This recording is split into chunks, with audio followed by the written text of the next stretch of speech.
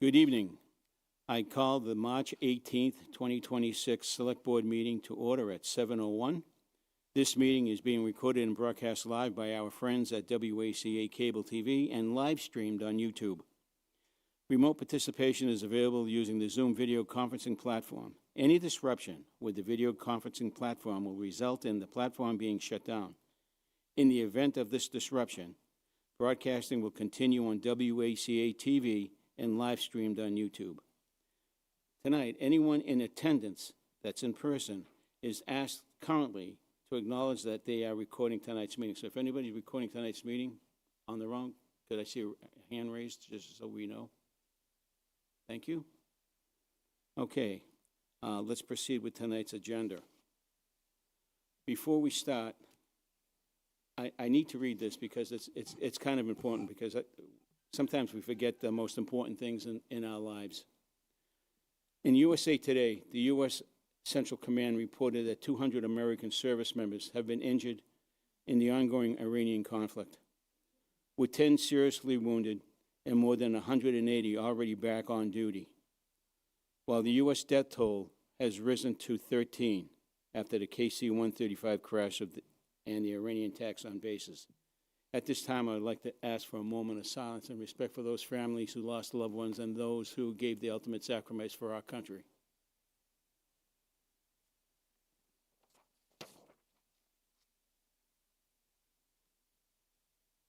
Thank you. God bless America. Okay.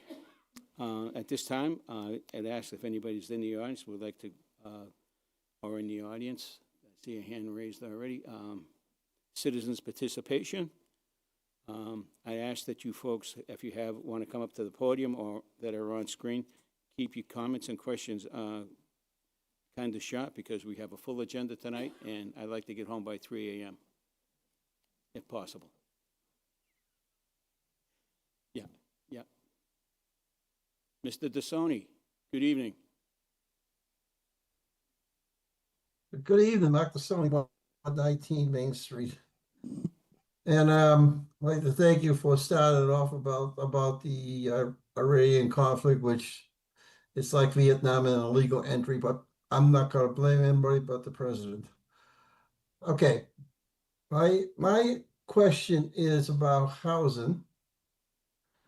I want to know, under what class is the Ashland house, 119 Main Street? What is that classified as? In what way, Mark? As to affordable housing or residential? I'm not quite sure what you are looking for. Because it was brought up in the last select board meeting that it was like affordable housing and age related and stuff like that. It was talked on next to the Ashland Housing Authority. I believe we discussed. What is the Ashland Housing Authority class? I believe we discussed that it could be losing its affordable. Yeah, in a few years. In a couple of years. In a couple of years, No, not right now. But not yeah. right now, but the Right. Ashland, that building could be losing its affordable stuff in the future. So we were going to, in the future, talk about how we can keep that. How we can keep that up, right. Does that answer your question, Mark?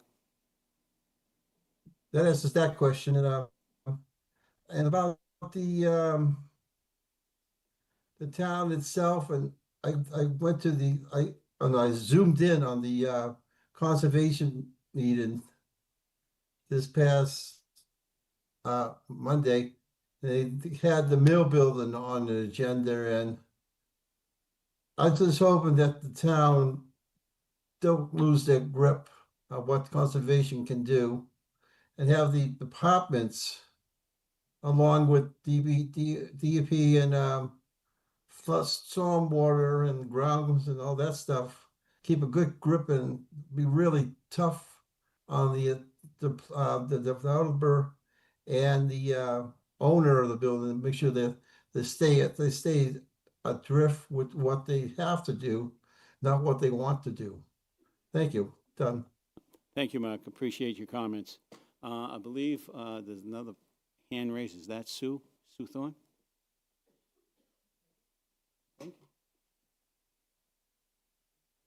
Yep.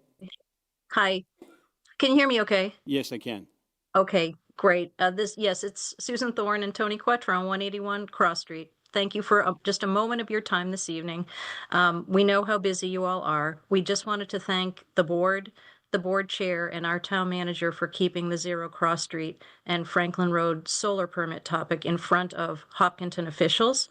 Chairman Yanni, thank you for your recent update, and we do look forward to updates soon regarding the meeting between both town managers last week, and then would also like to understand if both town councils are now actively engaged.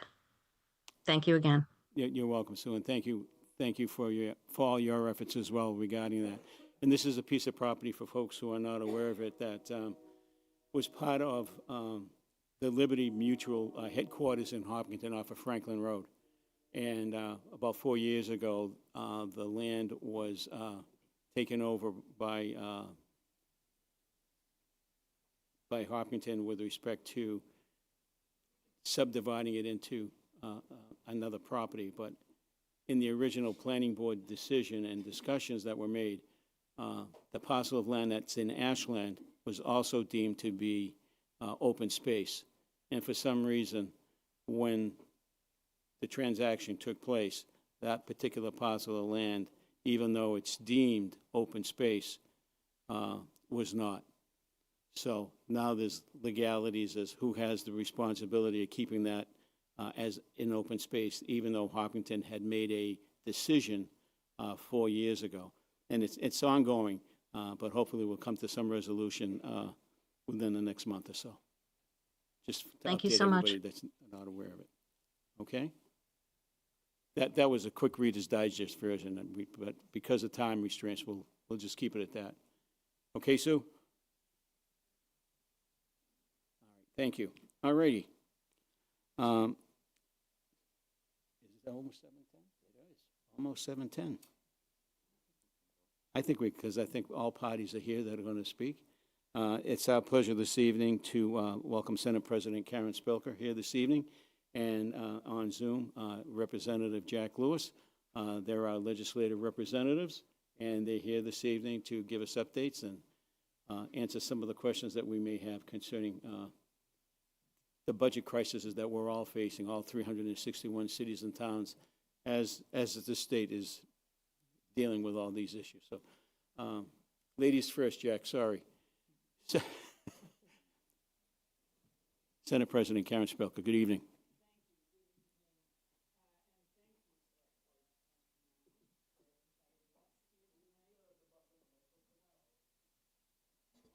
Okay, thank you. Much better, thank you. Unless you don't want to hear, but thank you for inviting us both. I will cede to Rep. Lewis if he needs to leave to go for a vote and come back and forth, just to let you know it's a little bit extraordinary. Normally, he's here to be able to present, but I'm glad he's able to be here, but they are still voting and debating a bill in the House. So I want to thank you for inviting us, and want to recognize the members who are here, definitely Brandy Kinsman, Claudia Bennett, Makita Keegan, and Yolanda Greaves. Thank you so much for inviting us. Town Manager, Catherine, it's always an important day to come here, and it's sort of a harbinger of spring for me to be doing this. So hopefully it means the cold weather is beyond us now, and it'll get warmer. So thank you. I want to also acknowledge School Committee Chair Tosti and the other members of the school committee that are here, and other folks from the town, the chief as well. It's great to see everybody here. I do want to acknowledge and thank my great partner and friend at the State House in getting things done for Ashland and Metro West and beyond, Jack Lewis. He is really a terrific partner. We work very closely to make sure things happen for Ashland and communicate regularly. So it's great to be working with him and have such a positive relationship with him. And thank you to everybody that's here for devoting your time and energy to our town, our great town and community of Ashland. I'll go right to the budget and talk about what we can expect or think we can expect. Because I have to start by saying the Trump administration's cuts to services and programs have had and will continue to have, I'd say a significant, but the word devastating, I think, is more appropriate, devastating impact on Massachusetts.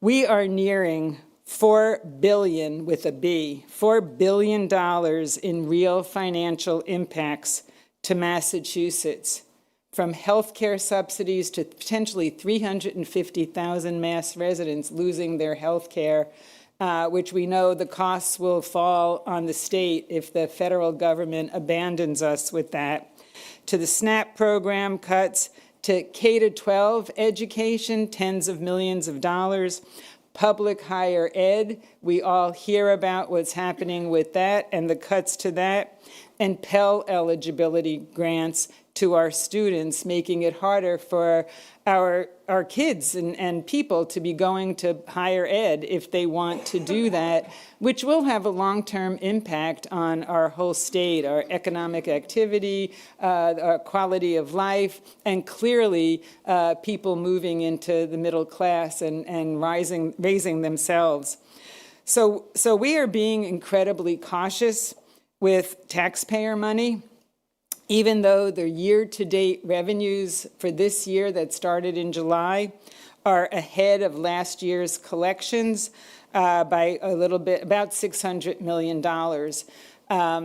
If it was just our budget, our state revenue that we had to count on, we would be doing okay. I wouldn't be this cautious because we're doing okay, and I believe that at this point, I'm hoping we do not hit a recession with what's happening. But as you mentioned, the war in Iran that's eating up, billions and billions of dollars with that, and the impact that it's having, in addition to the fatalities of our Americans, is also having an impact. You see it, we see it every single day. For the current year, I'll skip. So we'll have to see. We'll see what happens with the budget. We are continuing to hear the cuts. As you know, you hear this too. One day there are massive cuts to certain areas. The next day it changes. They go away. Or they double. It's hard to know, but we are counting and looking at the state revenue, but trying to plan for certain changes and deficits in case the federal cuts, if all of them come to be, we will have a very tough year. So with that, I just want to remind that for the current year for Chapter 70, Ashland's Chapter 70 K-12 funding was increased by over 50% since fiscal year 2020. I know many of you remember the years when, decades, when we were really shafted by the Chapter 70 funding formula. And I know Claudia and I worked hard, along with Harry Henchy and others in the town, to make the changes. And I'm really proud that when I became Senate President, the first major bill that I helped to push through was the total reform of Chapter 70. I do want to say, though, that I acknowledge that cities and towns are hurting as well now. Chapter 70, I believe, needs to be reformed again. The Senate tried last year to get a new commission going and get something going to look at it. It has to be a flexible formula. When we reformed it in 2018, 2019, we did put in to review it every 10 years. So we're almost there, but I think we need to start now, not waiting for the full 10 years. So I'm hoping that we're able to do it, and I look forward to working with all of you and the superintendent and the school committee on ideas that we can do to help protect Ashland and towns like Ashland. In addition to that, Ashland's unrestricted local aid was increased by almost 20% since fiscal year 2020. And the governor included, and we will take a look at it for this current year.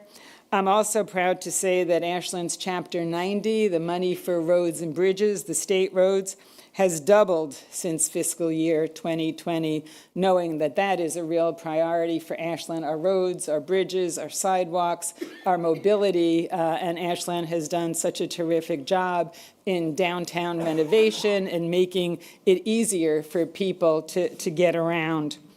The governor's Chapter 90 bill had a hearing several weeks ago, and we will look forward to working with the House and delivering the funds for the roads and bridges, hopefully in the near future. It would be good to do it before construction season starts, to be able to let Ashland and other communities get going. As I mentioned, we're very aware of the local funding related to schools and what's happening in our town's finances broadly, and I am following them closely and working closely with the administration. So I know how important this topic is, and it's something that is impacting every community, I believe, almost every community. And we will continue, as I said, Jack and I, to work with you and try to do what we can. But as the process goes, if there are specific needs that the town has, that the schools have, please let us know. Sometimes there are opportunities as bills come through the House, come through the Senate, where we can put in local priorities, local funding to help rough out some of the tight spots or help out. So please feel free to let us know as you do, and we really appreciate that. For local priorities, the budget this year was tight, but I'm proud to secure $500,000 for downtown improvements. That has helped. It's done a great job with the improvements for downtown Ashland, both the way it looks and the way cars and people can move. So thank you for all of that, and we'll continue to do what we can to help out. In addition, I have been able to secure nearly $8 million over the last 3 years for downtown improvements, knowing that it is a priority for the board, a priority for the residents, and working with Rep. Lewis, we've been able to get that done. I'm excited that the utilities are scheduled to go underground this month. It's going to be a real breath of fresh air for our downtown. The other thing that I want to acknowledge, $700,000 for mental health services for my Senate district, which Ashland took advantage and received, went after $100,000, which is definitely helping our Ashland kids. And we know that that is a big issue and need to keep an eye on whatever we can for our kids' social and emotional learning, our kids' mental health. Still, I believe, not fully recovered from COVID. Our children, our schools, our staff, everybody. But I'm looking forward to trying to do that again. And was able to get $400,000 for municipal EV charging stations in my district.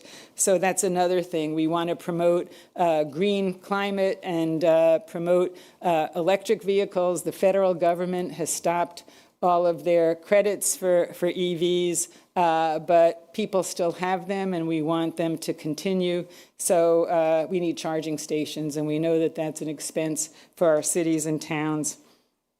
I would be remiss if I did not mention the many Ashland residents who reach out to me to help them to navigate and mitigate state services and to express their views on a very wide range of topics. I so appreciate that. It helps me when we are doing bills, developing policy. But I can say, before I was a state legislator, I never thought about calling my legislator for help when I was a rep or now a senator. And I know Jack Lewis feels the same way. So much of our work, so much of our job is reaching out and helping constituents who call our office for help. We can sometimes be a lifeline to cut through some of the state bureaucracy if people are having trouble with unemployment claims or claims with their children, their parents, or whatever it may be. We may not be able to resolve every single issue, but we can, first of all, listen and try to say, refer them to a state agency and make that connection. If it's federal, we can then refer it to Congressman McGovern or on the federal agency level. If it's local, we try to refer it back to you, for you to deal with it as well. So my district received, we've been able to help over 4,000 district residents since the year began. And we take great pride in providing service and I continue to encourage residents to reach out. With that, I do want to mention, I have here two district people, Dennis Giambetti from Framingham, and Joe Russo, who recently joined my district team. I also have Jess De Benedictis, who's from Ashland. I have Momina, who came from Hopkinton. Susan Nickel, who is the director of everybody and helps lead the whole group. So we're here to help, and please feel free, because it's really important that if we can help, that we provide. And I'm speaking for Jack Lewis as well, Representative Lewis. Just a couple of other things I want to mention is I want to take a moment to share and to acknowledge how excited I am for the team Hoyt YMCA coming to Ashland. What a fabulous opportunity for our residents. We at times have been members of the Framingham Y. My kids went to the Hopkinton Y for camp. They provide such amazing, incredible, and supportive services for residents of all ages. And getting that here has truly been a team effort. I want to commend the town manager, the board, for the hard work in getting it to come here. What a wonderful, I really believe it's a wonderful thing. And I'm looking forward to the groundbreaking this fall. I'm proud to have been able to get $850,000 from the state for this project, and I know that there's a ways to still go for it. The Y really provides so many services for both mental health, physical health of the residents, and helps families, help connect families, individuals. So I'm hoping that when it does come here, that people take advantage of it being as part of our neighborhood and part of our community. I want to applaud you for doubling down on investments in the Department of Prevention and Human Services. This investment in substance use prevention and mental health promotion is life-changing, as you know, for so many community residents. So I just want to take a moment to mention some of the priorities that we're working on in the Senate. And I think I just closed out the Zoom screen, but sorry. I won't touch it again. We are laser focused in the Senate on affordability. Last session, we passed the largest tax cut in a generation, many areas helping families with dependent children, disabled residents being taken care of. We increased the senior circuit breaker. We doubled it from $1,200 to $2,400 for the seniors. So this is especially important for seniors that might be listening to this with tax season approaching. They can obtain it whether they own or rent, and it's something that people should take advantage of. And this is paid by the state. It's not by the town, so it helps the town and it keeps our seniors living here and increasing our richness and diversity. I know that PFAS in public water is a challenge here as well. And it's actually across the whole Commonwealth, unfortunately. And this is a very active topic. I do want to mention the Joint Public Health Committee is looking at this topic now. There's been several studies, and we're looking at input from people across the state who are experts as to what we can do as to state to help our communities and our residents. More broadly, we are focused on bringing down costs for families and fighting actually the federal cuts and what they are doing. We are not only looking at taxes and making Ashland and other communities more affordable, but looking at energy. The House just recently passed an energy bill. It's coming to the Senate. We will look at that as well. When I was sworn in January, I asked the Senate chair of the Housing Committee to come up with housing policy. Last session, we did a $5.1 billion housing bond bill, which has some great provisions to build more housing units across the state at all levels to help affordable, to help our working families, to help market rate. But as you know, it takes a while for housing to be built. So what I asked the Senate Chair, Julian Sear, to go around the state, talk to people, what are the barriers? What can we look at? Are there similarities? Are there differences in different areas? What can we do to make so that housing units can be built now and not have to wait 3, 4, 5 years? We need some change. We need some increase in that now. And that is one of the biggest things we're working on. We made brokers' fees that it's paid by the person who hires the broker, not the tenant all the time. That lowers the cost as well. And we're looking at other ways to make things more affordable. The other thing that I'm proud of that we did is we banned, in September, the Senate passed a bill to ban cell phones in schools from bell to bell. I have to say, I've spoken to many people who teach in other school districts across the nation, students. One of the persons I spoke to was my son, who happens to be a teacher, Ashland Public School graduate, teacher in the New York City school system, and they adopted a cell phone ban from bell to bell. And he said, this has been such a game changer. At first, the students were against it, the parents were against it, the administration didn't know how it would work. But he said, the students overwhelmingly support this now.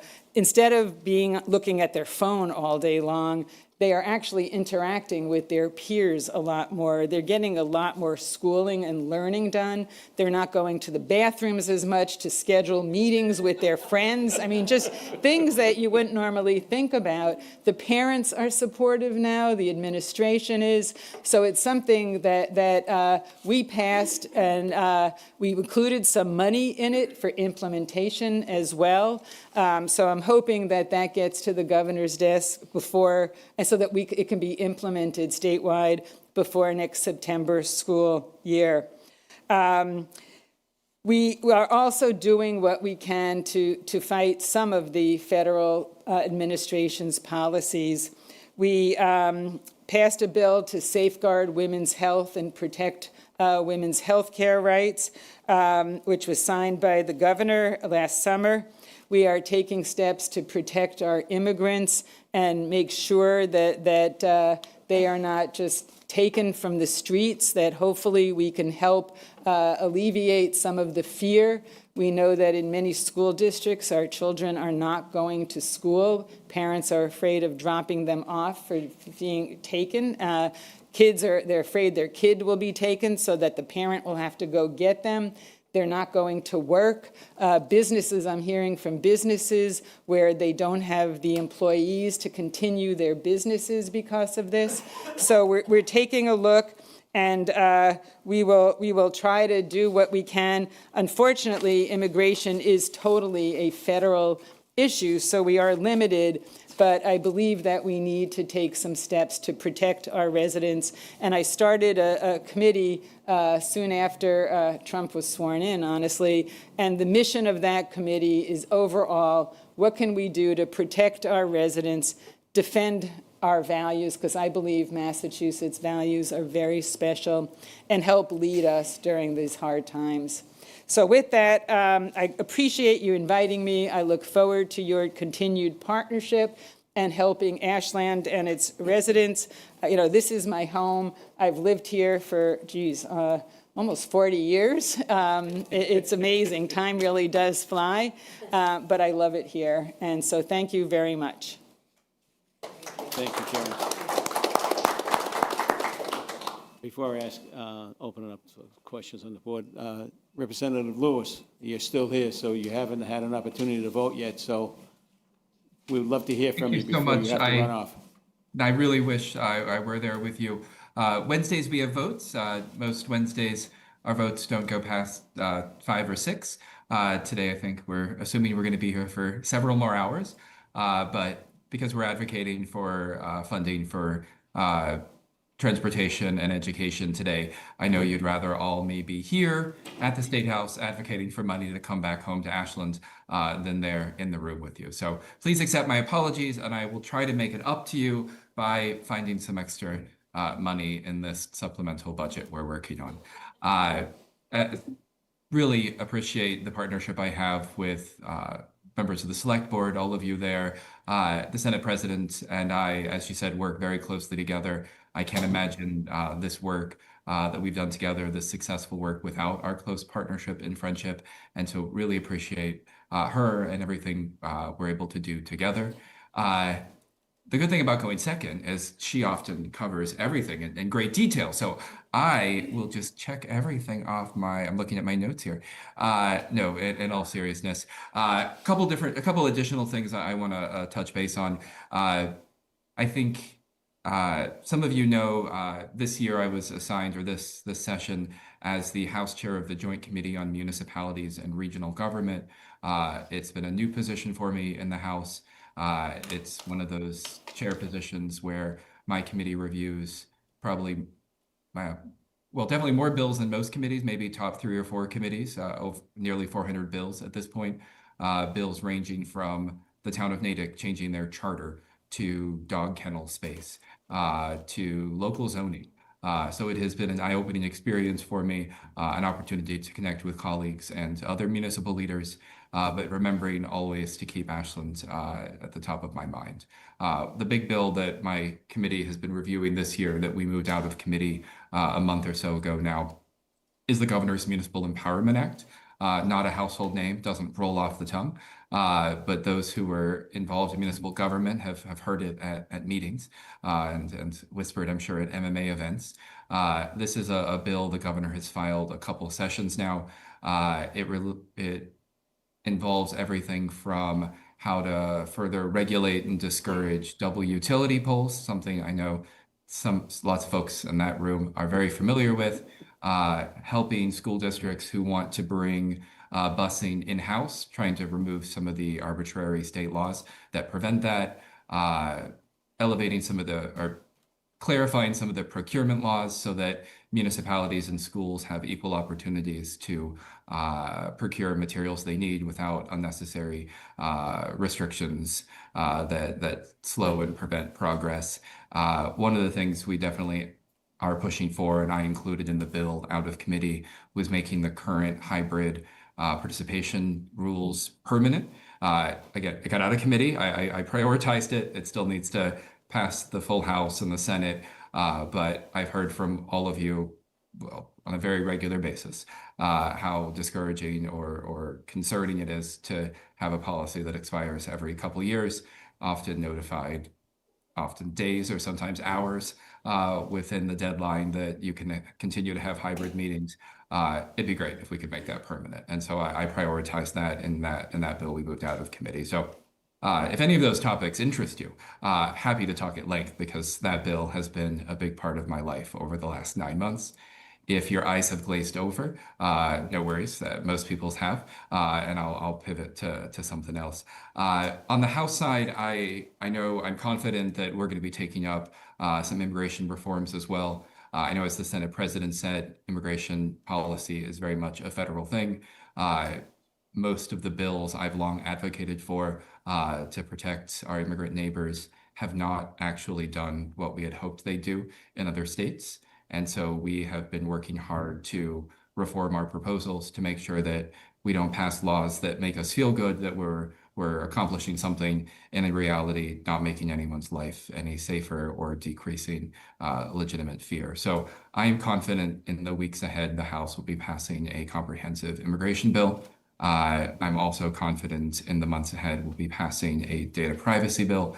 The Senate took up a data privacy bill earlier this year or at the end of last year, and I'm looking forward to seeing the House version of that bill as well. The Senate the Senate President mentioned that the House took up a energy affordability bill. It's now moving over to the Senate, definitely trying to maintain our commitment to accelerating our commitment to combating climate change, while also green energy jobs, while also realizing that families are having a tough time and that things are more expensive than ever before. And so the tension between we can't ignore our green commitments while also not being able and not wanting to ignore the day-to-day needs of our community's families. So primarily baked into that law are attempts to lower cost and seek greater affordability as it relates to energy. 3 of my bills that I filed this session are also incorporated into that larger energy omnibus bill. One of them primarily about streamlining solar permitting, something we've seen happen in other states.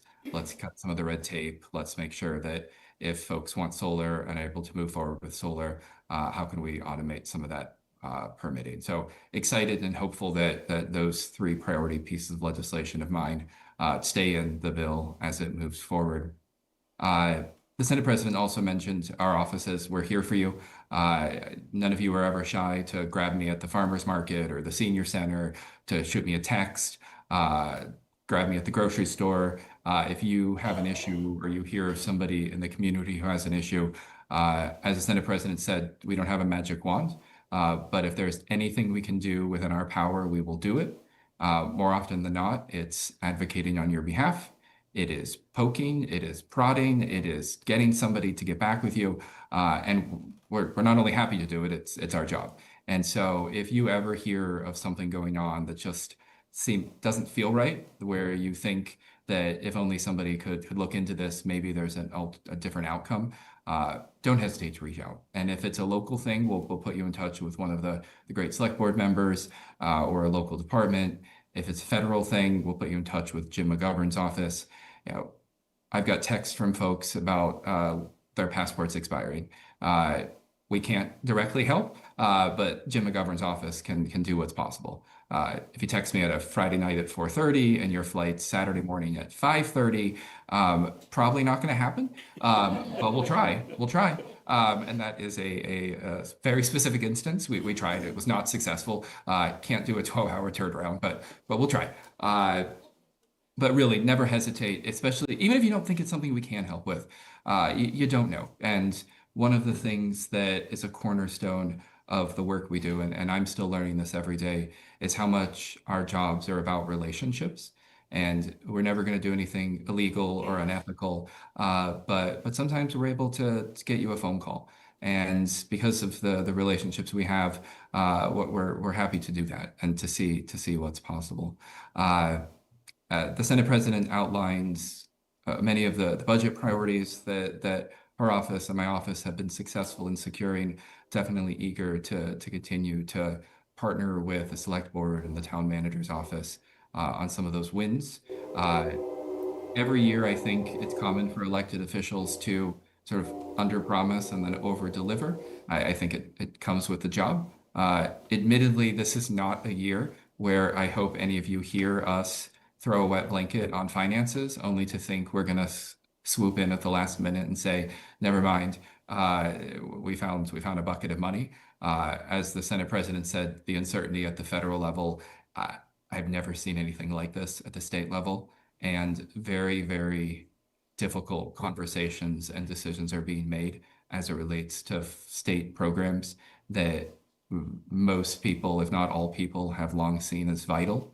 And so as we're making very hard decisions about our ability at the state level to continue to fund programs that are integral to our communities, families, and families across the Commonwealth, there is not a magic wand or trying to think of another image than a magic wand. This is not the year where we're going to underpromise and overdeliver. We're going to do everything we can.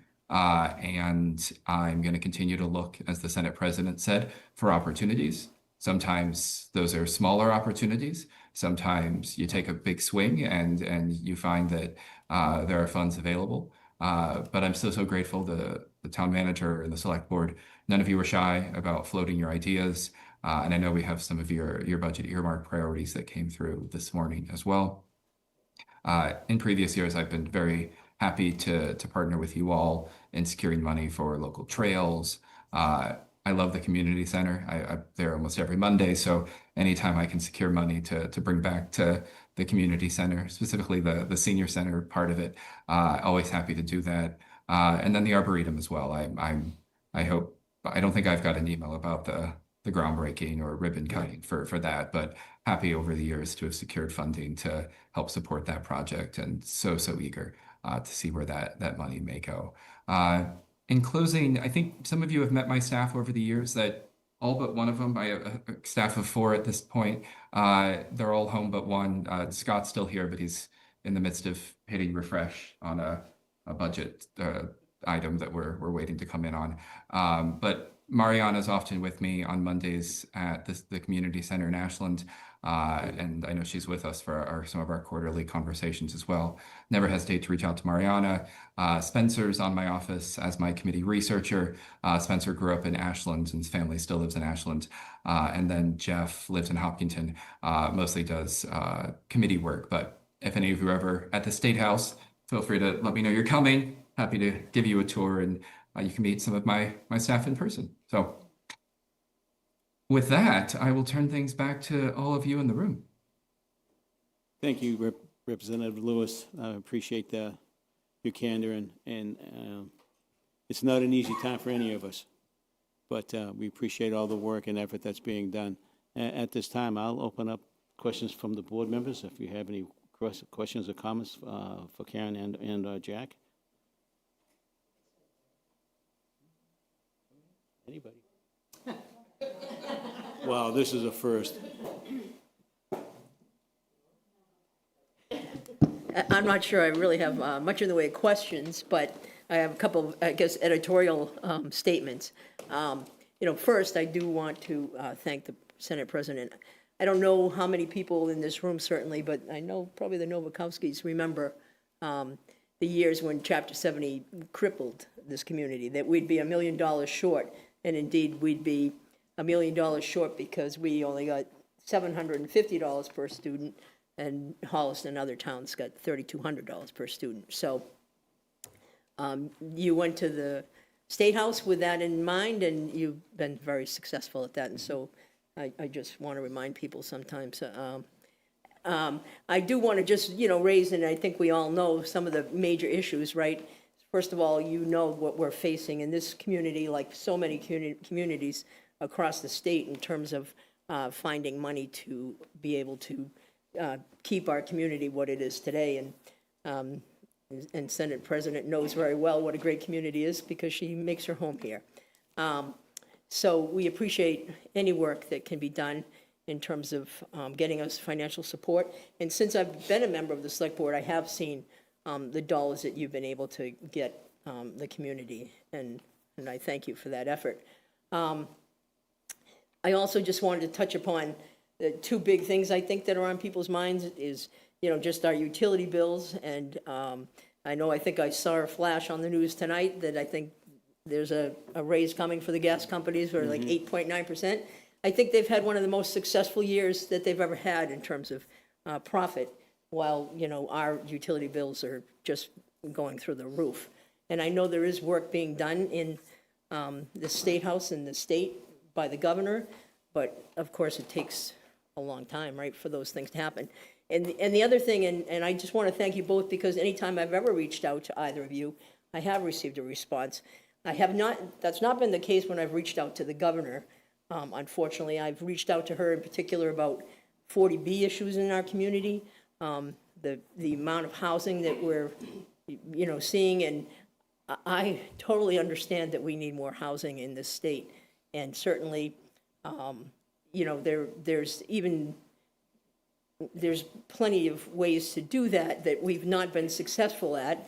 Chap 40B's been on the books since 1969, hasn't been successful. So, but one thing that we're faced with that is when all these apartments that are built, and there's no path to home ownership with that, and then these apartments, I have a friend who's a retired fire chief, and he tells me, Claudia, those apartments, there's a lot more public safety calls from there, because when you live in an apartment and your, basement flood or something floods, something's leaking, who do you call? You call fire, you call police. So there's a greater impact on us in that regard as well. That's our 40B issues are very complicated, and I just want to say again that I thank you. I did reach out to the governor on this. I reached out through her, the form that you fill out, and I got an automated response, and I also sent an email directly and did not receive a response. So thank you both for being much more. And did I also hear that you have sponsored a bill about daylight savings time?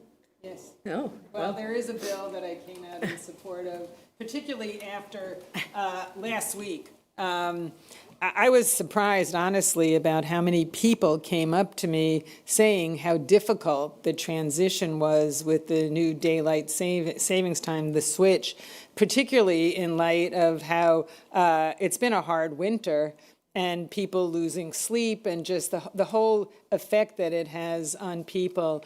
And it's something that I think we should talk about. And part of the bill that I'm supporting says that other New England states need to do it, so we wouldn't necessarily be alone. But there are a couple of states, I think it's Hawaii and Arizona, that do it. I'm curious to see how they do it. And so feedback is great. Thank you. So thank you both for your partnership and for your support over the years. I know that our town really wouldn't be in a position to be able to do some of the major projects that we've done, like our downtown, if it wasn't for some of the funding that you've been able to secure for us. So thank you. You had mentioned that you're aware of the pressures that towns are facing. As you might be aware, Ashland is facing a budget shortfall, mostly due to the increase in the fixed costs that we have no control over. So when we look at things like health insurance and benefits, I know the schools can talk through their specific rise in costs, but what we're seeing on the town side is that the 2.5% tax levy isn't enough, and we're hearing from other communities too that they're facing the same challenges we are. So, I would ask that you continue to help prioritize funding that comes down to the communities, because we are going to rely as much as we can on our state government partners in the Chapter 70, the Chapter 90.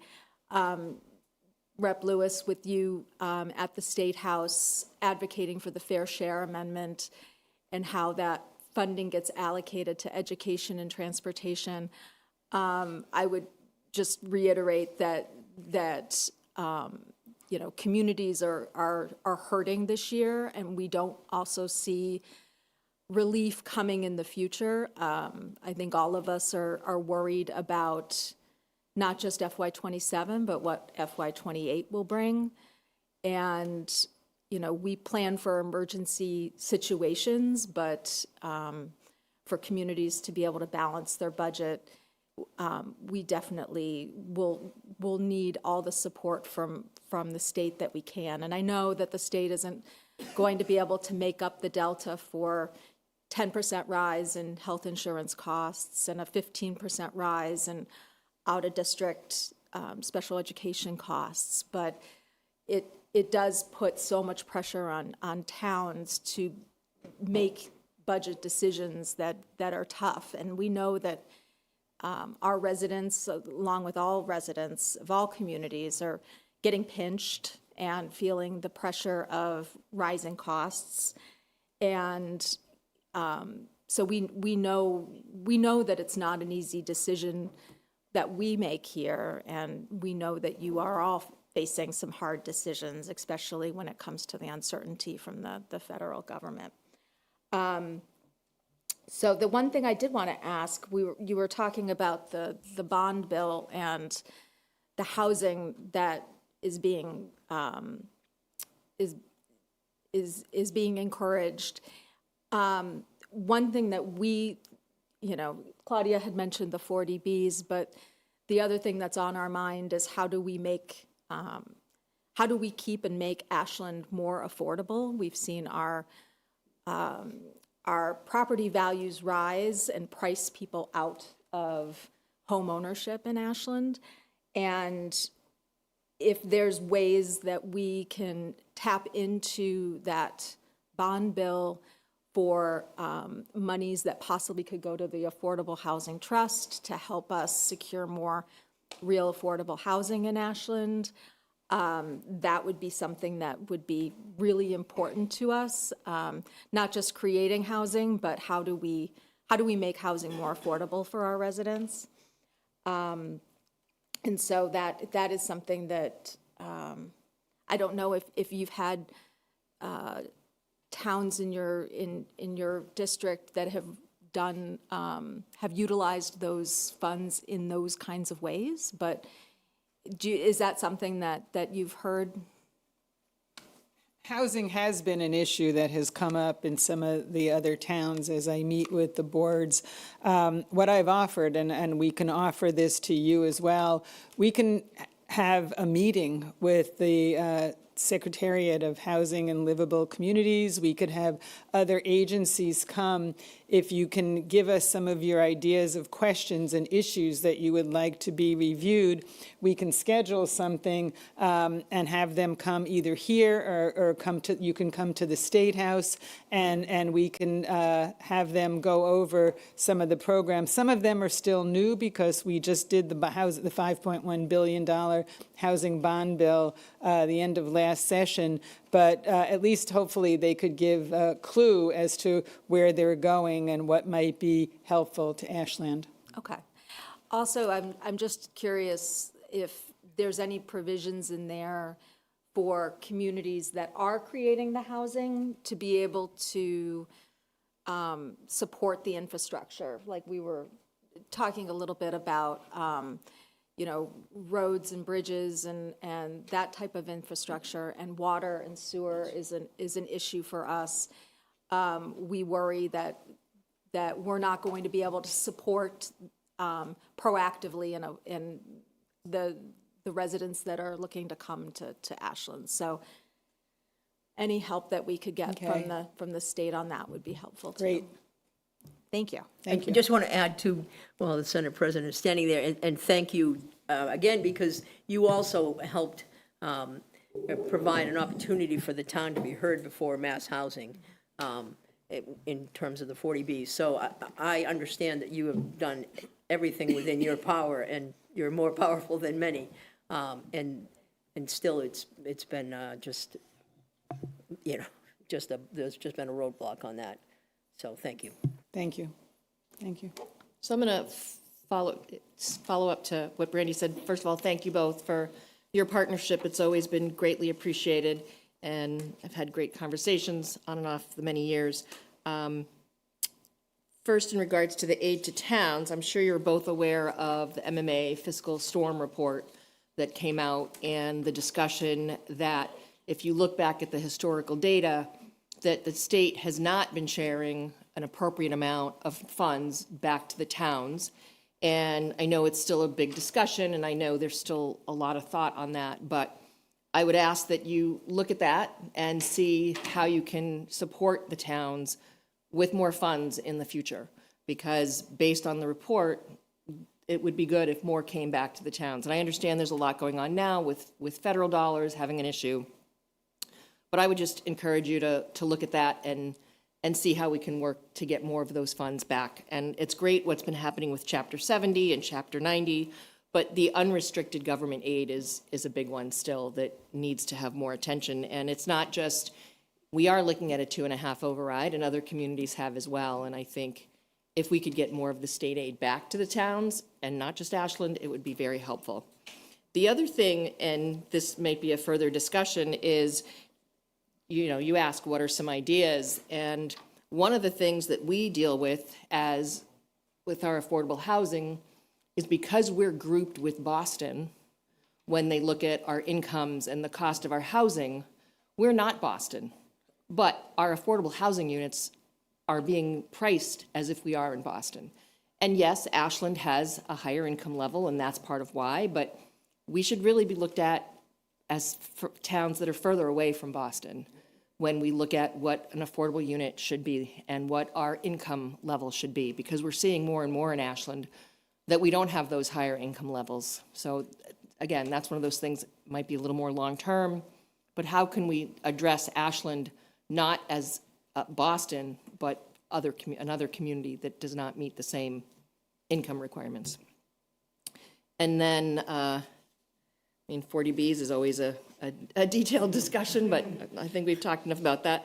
And then the only thing, and Jack, you and I have talked about this a lot, my request with the Municipal Empowerment Act is that hybrid there's nothing mandatory in that, because in my conversations with a lot of other communities and being the representative to the Metro West Regional Collaborative as well as MMA, I talk with a lot of people, not only just from Ashland, but from across the state and in our region. And no one wants anything mandatory for anything regarding that, because each community is different. We are fortunate that we have WACA who can put our meetings out and helps us with Zoom, but there are smaller communities around and across the state who don't have that. So let us do hybrid, but don't make anything mandatory. And that's I mean, there's always more to say, but I think that's enough for tonight. Thank you, Yolanda. Yeah. Makita? I feel like the ground's been covered pretty well by my colleagues, but I do want to thank both Senator Spilka and Representative Lewis. Every time I've had a question or inquiry, you've always been very responsive. Just to echo my colleagues, one of the number one things I hear about from my constituents is affordable housing. And so I think we've been talking about, possibly looking at some creative solutions to that. I'm looking forward to perhaps engaging with the Secretariat to figure out and review some resources. And we've had some brainstorming here as well at this table about, what kinds of affordable housing could be available. We'd love to find out what's available, but also maybe even try to be innovative and lead ourselves with some of these solutions. So, thanks. I'd just like to piggyback on what Makita and Brandy and Yolanda have said with respect, and Claudia, with respect to affordable housing. I'm on the Affordable Housing Trust, and it's very difficult and very frustrating when we try to do projects and we can't find developers that are willing to do the work. They want the 40Bs. They want the big projects. We can't find anyone other than Habitat for Humanity to build individual homes that meet affordable housing units and would stay affordable for perpetuity.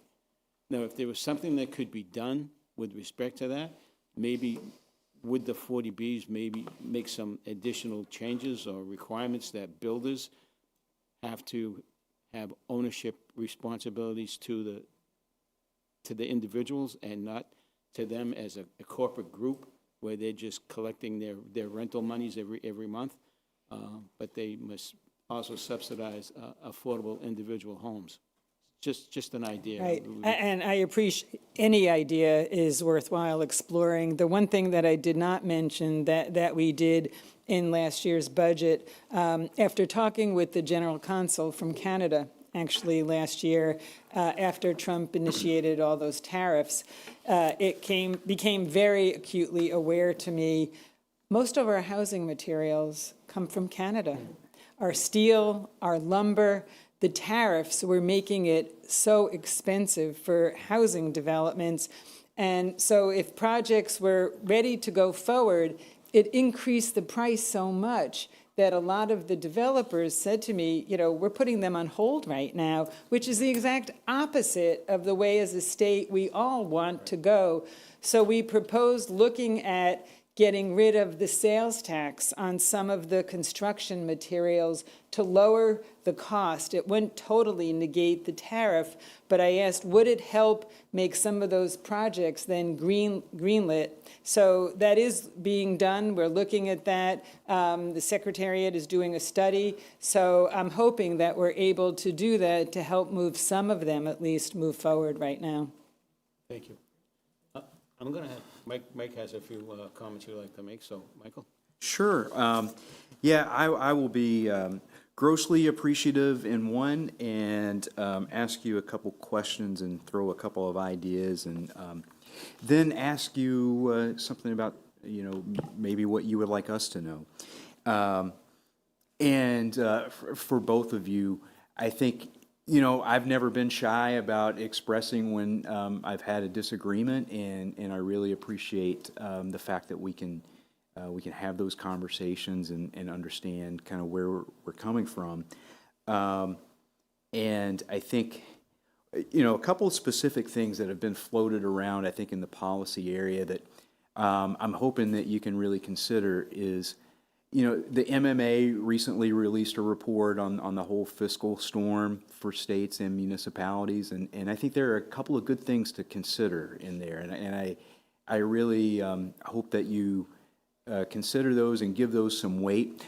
You know, specifically, yes, Yolanda, you did, and specifically, you know, I think how communities handle like 2.5 and things like that are really, really good.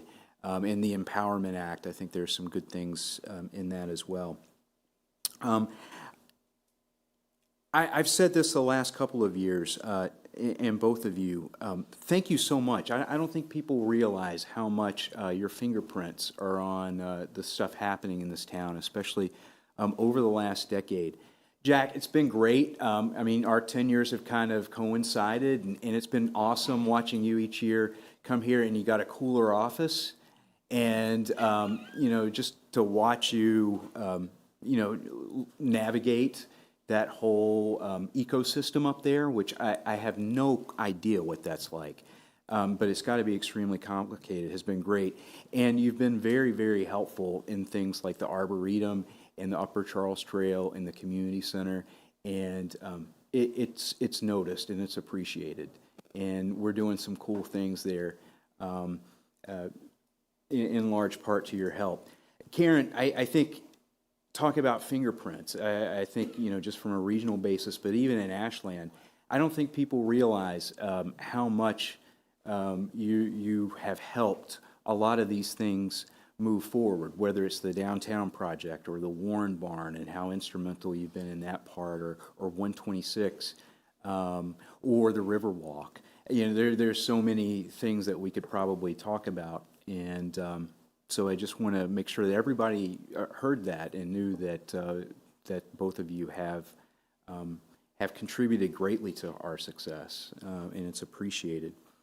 A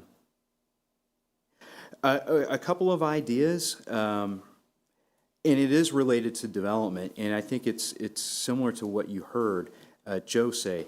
The economics are making it just that small developers who do more moderate projects just can't really do that. And to the extent that maybe we can incentivize them to do that through funding in the bond bill or other ways that we can incentivize open space preservation in exchange as part of a whole package, and incentivizing historic rehabilitation and adaptive reuse, so we can keep some of our historic buildings, but convert them to more modern uses. I would love to see incentives around that. And then finally, the one thing, what's the one thing both of you would like us to know about that maybe we don't know about some of the biggest challenges that you have up at the State House? Because I frequently find sometimes it gets frustrating because people just don't understand kind of what you know we around this table have to deal with. And I just wanted to give you an opportunity to maybe explain something that we wouldn't understand. And that's just for one thing, yeah. You know, Jack, why don't you take that first, and then I'll go in case you need to go vote. No, what a question. You gave us a warning that it was coming. No, not that I can't think quickly on my feet, but none of you are shy, and I love that about you.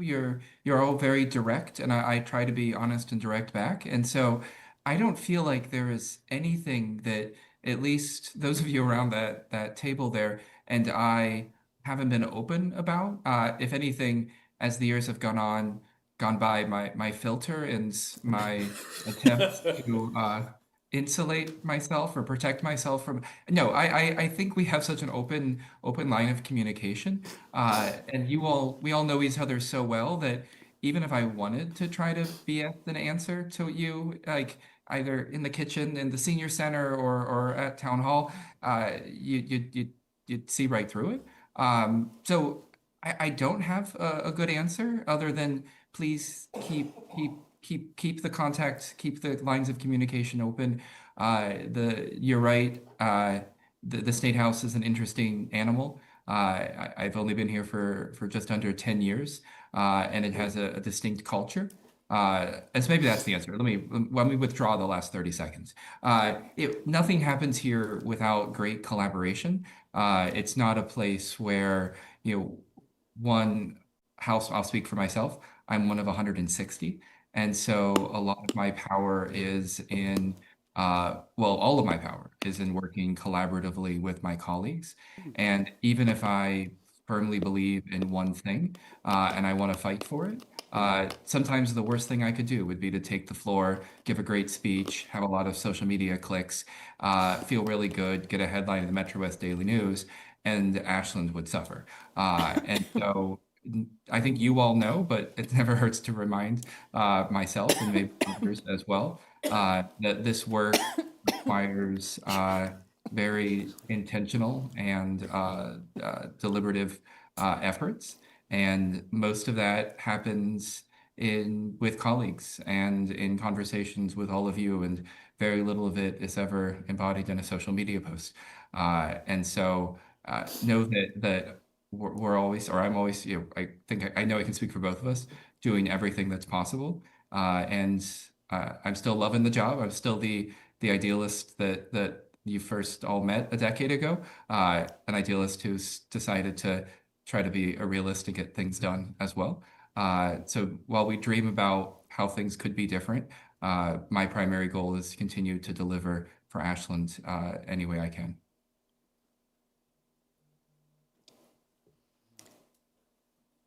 I would sort of do a variation of the theme. When I moved to Ashland in the 80s, I had no thought about ever running for state government or even local government, starting out on the school committee, which was a great source of wealth of knowledge and the way things run in the towns, working closely with the select board at the time and all of the town officials and constituents. That's what prompted me to run, as you know, for state rep when the seat became vacant, to help change the Chapter 70 funding formula, working with so many of you here and beyond. What I've learned, and that clearly was an enormous task. I had no idea how enormous that task was or would be. I honestly had no idea what I was doing when I first went there. But once I won and then ran for state senate, I've never looked back. It is probably, I would say, the two words that come to mind in doing this job is frustrating. It is incredibly frustrating. Things can take really a long time. I look at the Chapter 70, what we started in 1998, 99. We had some reform along the next decades. The major reform was 2019. We're due for another round. Some of the things that I've been able to accomplish, overhauling the old CHIN system, the Children in Need of Services, so kids didn't have to go to court or jail or get records, criminal records. That took 7 years to do.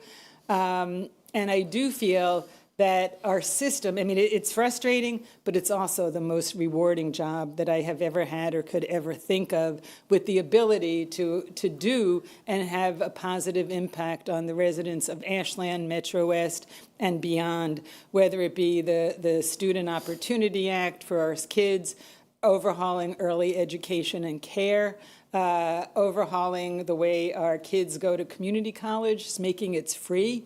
For the first time, we have effectively gotten rid of public higher ed debt. We've made community college free tuition and fees, and our state universities, as well as our UMass system. If kids are eligible for the federal Pell Grants, that's why it's so important, Trump doesn't get rid of that.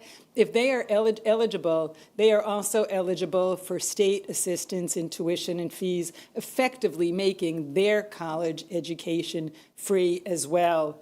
This is the first state in the nation that has done that so thoroughly, and that you talk about affordability, not only for our students and families now being able to attend and go to college, but bettering and furthering their education, if that's what they want, for them to be able to realize their American dream and have higher salaries and earn more and have move up the ladder in their mobility. So it's things like that, and I mean, I could go on and on, but it's also dealing with people every single day. I started out as a social worker, and that's what I feel I still do for the most part. We help people, you know, Jack, me, the other legislators, our teams. That's what we're there for, sometimes one-on-one, sometimes on a larger scale of doing the Chapter 70 funding or other things. You know, I still love what I do, and I really love this town. So that's what I just want you to know. Thank you. Thank you, Karen. Well, we appreciate the conversation that we had this evening. It was very enlightening in many, many ways. And we're all in this together. There's no way getting out of it. So we just need, like I think it was Karen, you said, cooperation and communication, the 2 C's, and make sure that it stays open and we continue doing what we need to do. It's been a great run, so, you know, we have ups and downs, but we're going to continue moving forward. And it may take a little while to get there, but we'll definitely get there. So thank you so much for all the work that you have done and will continue to do. And we look forward to seeing you guys again. Look forward to coming back. Thank you. Thank Thank you. you again. Thank you. Thank you, Dennis. Appreciate it. I'll entertain taking a few-minute break, so, yeah. This was a general conversation with our legislative group with us tonight, so we're not entertaining any questions from the public on this matter, okay? There'll be other times when they're available to ask questions, but not tonight. Thank you. So would you entertain taking a 2-minute break, or are you good to go, or you want to continue? Ready to go? You good? You good? Okay, well, then we'll continue. Let's then. just get going. All right. Next on our agenda is, under old new business, is 27 budget update and including operational override. With that, I'm going to turn this discussion over to Michael, town manager, who has a presentation and additional information for everybody to absorb, hopefully. And Yeah, I'm just trying to get this back on the screen here. It was doing so wonderful.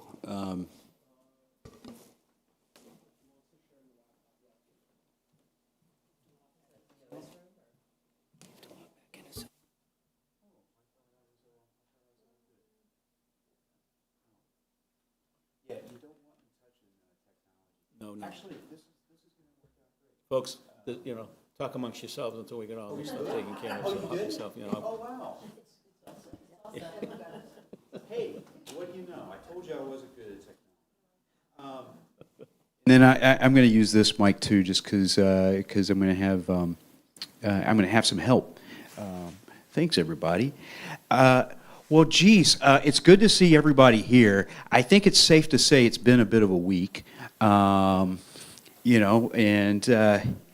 You know, I just keep on remembering, and I had a conversation with Steve Mitchell, something that he said when he was on the board a lot was, you know, it's easy to get along when things are going well and money's flowing and stuff, but when things get a little tight, it's going to be really interesting how we, you know, how we respond to that.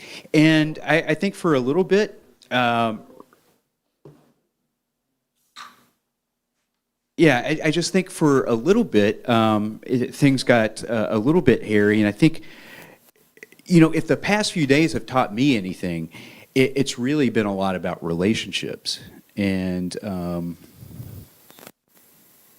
how strong, really how strong they can be and how fragile they can be. I think at the same time. They can take a lot of work, and they can also be taken for granted quite easily. And all I can say is that I'm really, really proud of the work that we did in the early years to build those relationships when things were good, because we really needed to lean on those, I think, over the last week. And I can say, I've said that to everybody, we're going to have some tough conversations over the phone, but I'm really, really proud of the fact that we can have those tough conversations and know that we are not doubting the intent and that we're all trying to really do what's best for the community.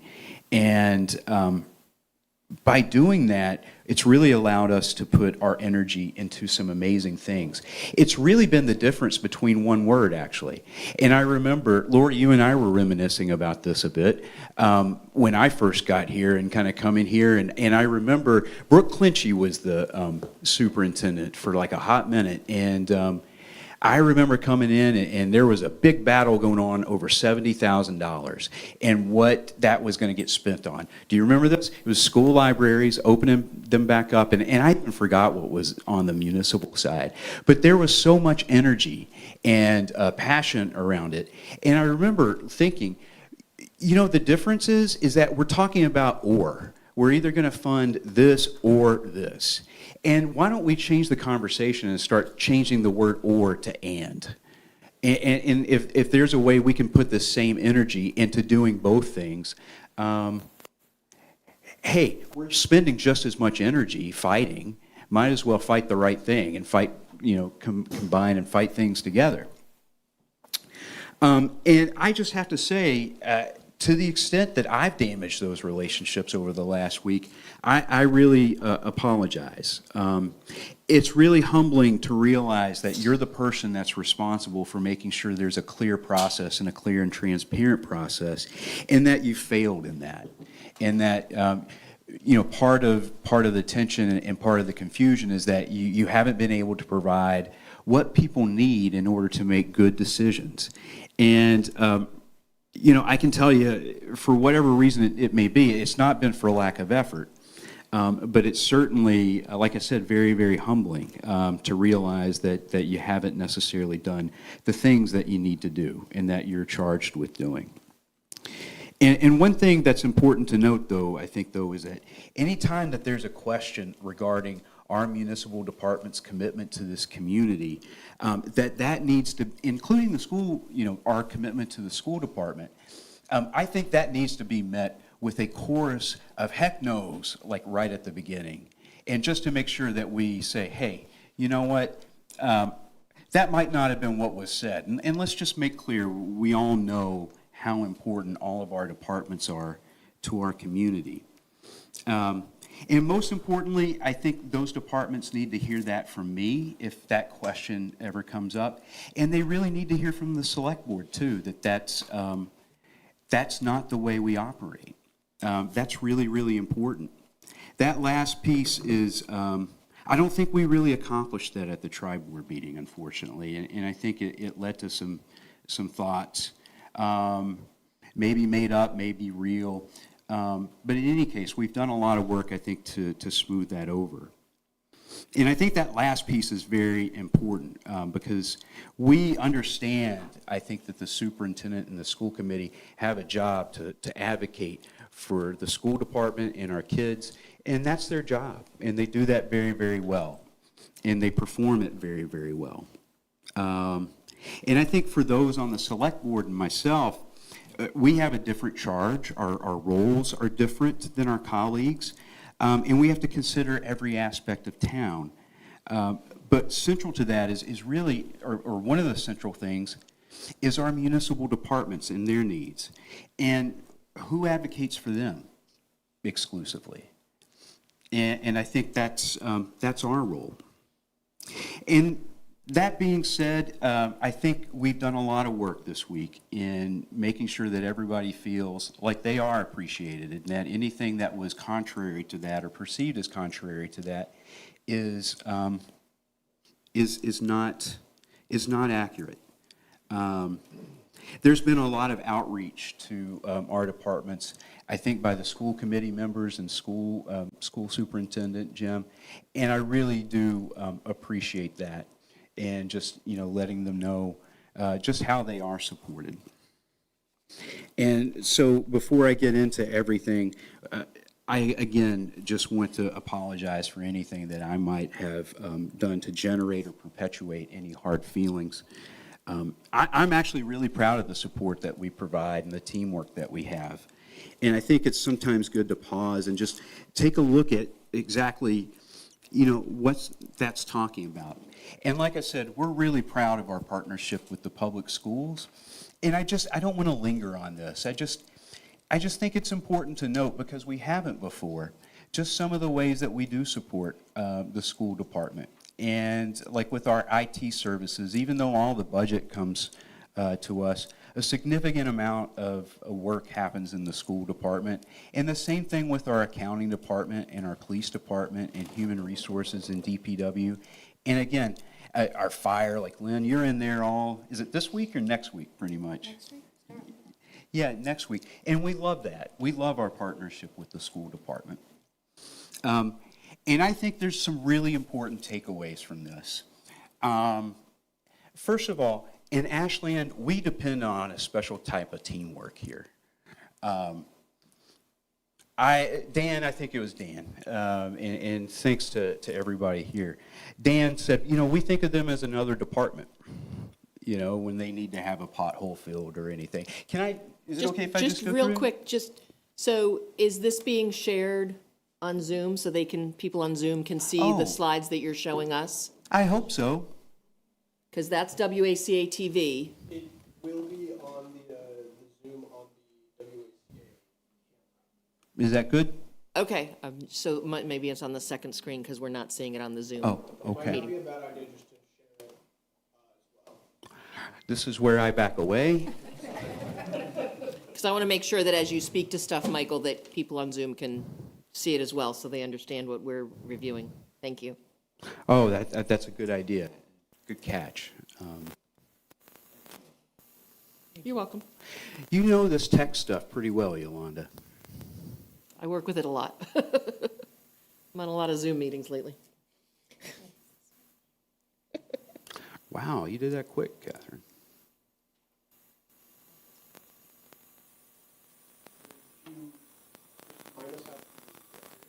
Oh, great. This looks great. It allows me to go on. Yep, thank you. And I want to point out that this dependency on our teamwork, which again is our special sauce, really reveals an all-around resource issue. Just an issue not with just municipal departments or the school department. It's an all-around issue. And, working this way, it's great for sprints, but really doing it for the extended period of time that we have has been very, very hard to sustain. In fact, it's unsustainable. And actually, you know how I like data and math sometimes, even though I really stink at it. But I can't, you know what? This really, it leads to two really simple equations, which I think is, if you invest in the municipal departments, you're investing in the school department. At the same time, if you invest in the school department, you're investing in our municipal departments. I think the best example of this is the proposed building and grounds and kind of what we're doing with fields. Part of the school superintendent's work is, creating a team that can actually absorb the fields, the ownership of the school fields, or they've always owned it, but taking over the responsibilities of maintaining them and scheduling them, we're going to get more resources there. That takes a load off of our employees. So again, an investment in our respective departments is a investment in each other. And I think this is really, really important to know that, you know, at the end of the day, we really are in this together. And it's important to know that we're all equal components to that. Oh boy, now it won't work. Oh, that, okay. Okay. So let's, everybody wanted some more data, and I think they've provided that. But let me just tell you some of the adjustments I've made since the last tri-board meeting. First of all, I removed that Valentine Project discussion. Great idea. Really confused the heck out of things. So we threw that out. The Health Insurance Stabilization Fund, that's something that we're going to need to do. Again, we can wait until the fall. We don't have to do it now. It just confuses things. And then talk about confusing. One thing that is a shift that we're thinking about is switching the funding mechanism for that municipal department increase, which is around $755,000. Do away with that whole debt exclusion shift and move it to stabilization funds in FY27. You know what? I still think that's the best way to do it, is that debt exclusion shift. Best way for the taxpayers, best way for this moving forward. But the fact is, it's just confusing as heck. Hey, sometimes I can come up with some great things on paper and they just don't work. This one just didn't work. I don't know why it's confusing, but it is confusing to everybody across the board. And so I think it's the more focus that's been on that, the less we've had to be able to talk about, you know, the 2.75. So let's just get away and fund that through stabilization funds this year. But what that means is it creates a recurring cost, which we're going to have to continue funding. And I need a commitment from that. And so what I would like from the select board, as you think about this, is we already need to put a general fund stabilization transfer on the warrant. So I'm assuming you're still good with that. But I really would like to see a commitment to funding for the 750 in fiscal year 2028, so one fiscal year beyond this. I think beyond that, we don't know what's going to happen, and it's really hard to make, you know, forward-facing commitments that way. But that's what I'm hoping for tonight, and I'm trying to be a little bit clearer than what I have been before in terms of what we necessarily need. Just really briefly, I'm going to spend most of the time tonight talking about the municipal department increases, but just kind of leading into that, just some of the major appropriation categories for FY27. General government, an increase of $755,000. Ashland Public Schools, an increase of 2.75. Keefe Tech really went up a lot this year, 33%, and that equates to $300,000. That was a hit. Non-excluded debt doesn't change much. Excluded debt doesn't change much. But then we get to the biggie, the things that are really just squeezing everything, which is the benefits and insurance line. And I don't have a graph here tonight, but our 2.5% increase is $1.4 million. Just the health insurance increase and the pension increase is $1.2 million out of that. Everything else that needs to be funded, contractual increases, raises in subscription prices for software, all of that has to be paid for within $200,000 that's left. It's impossible to do. That's why we're looking at an override. But like I said tonight, we've talked a lot about the 755, but we haven't really had much in the way of data.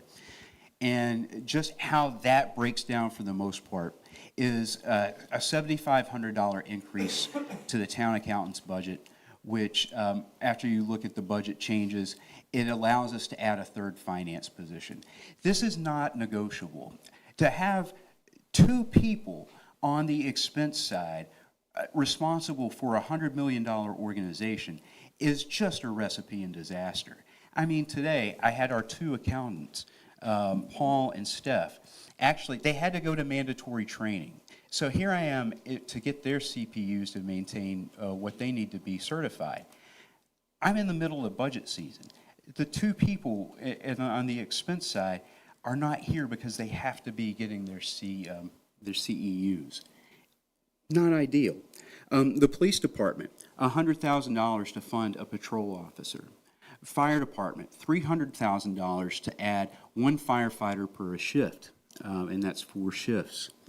$260,000 to establish a buildings and grounds department with an increase in utilities. Highway and street lights and fuel are mainly ancillary increases.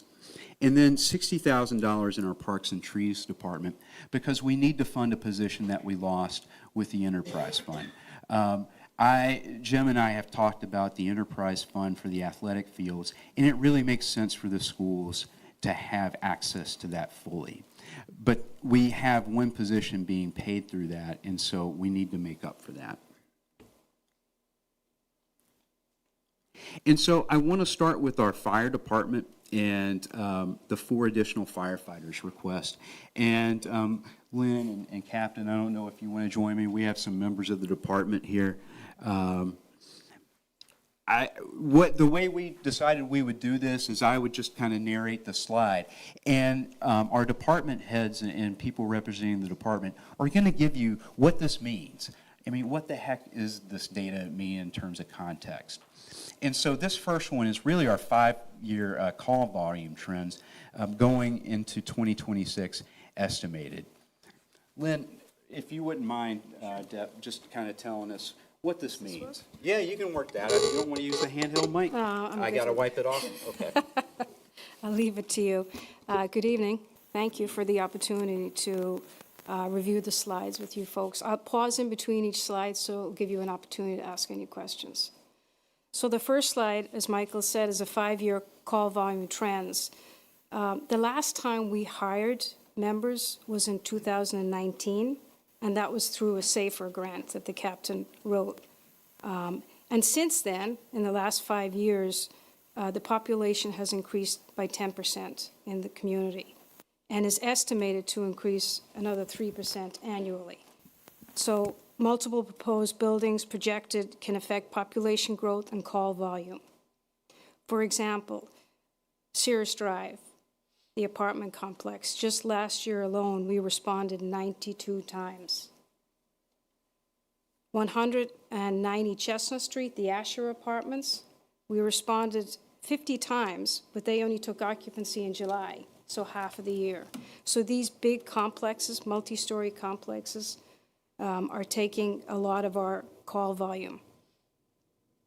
New projects can result in a greater demand for emergency calls and fire inspections.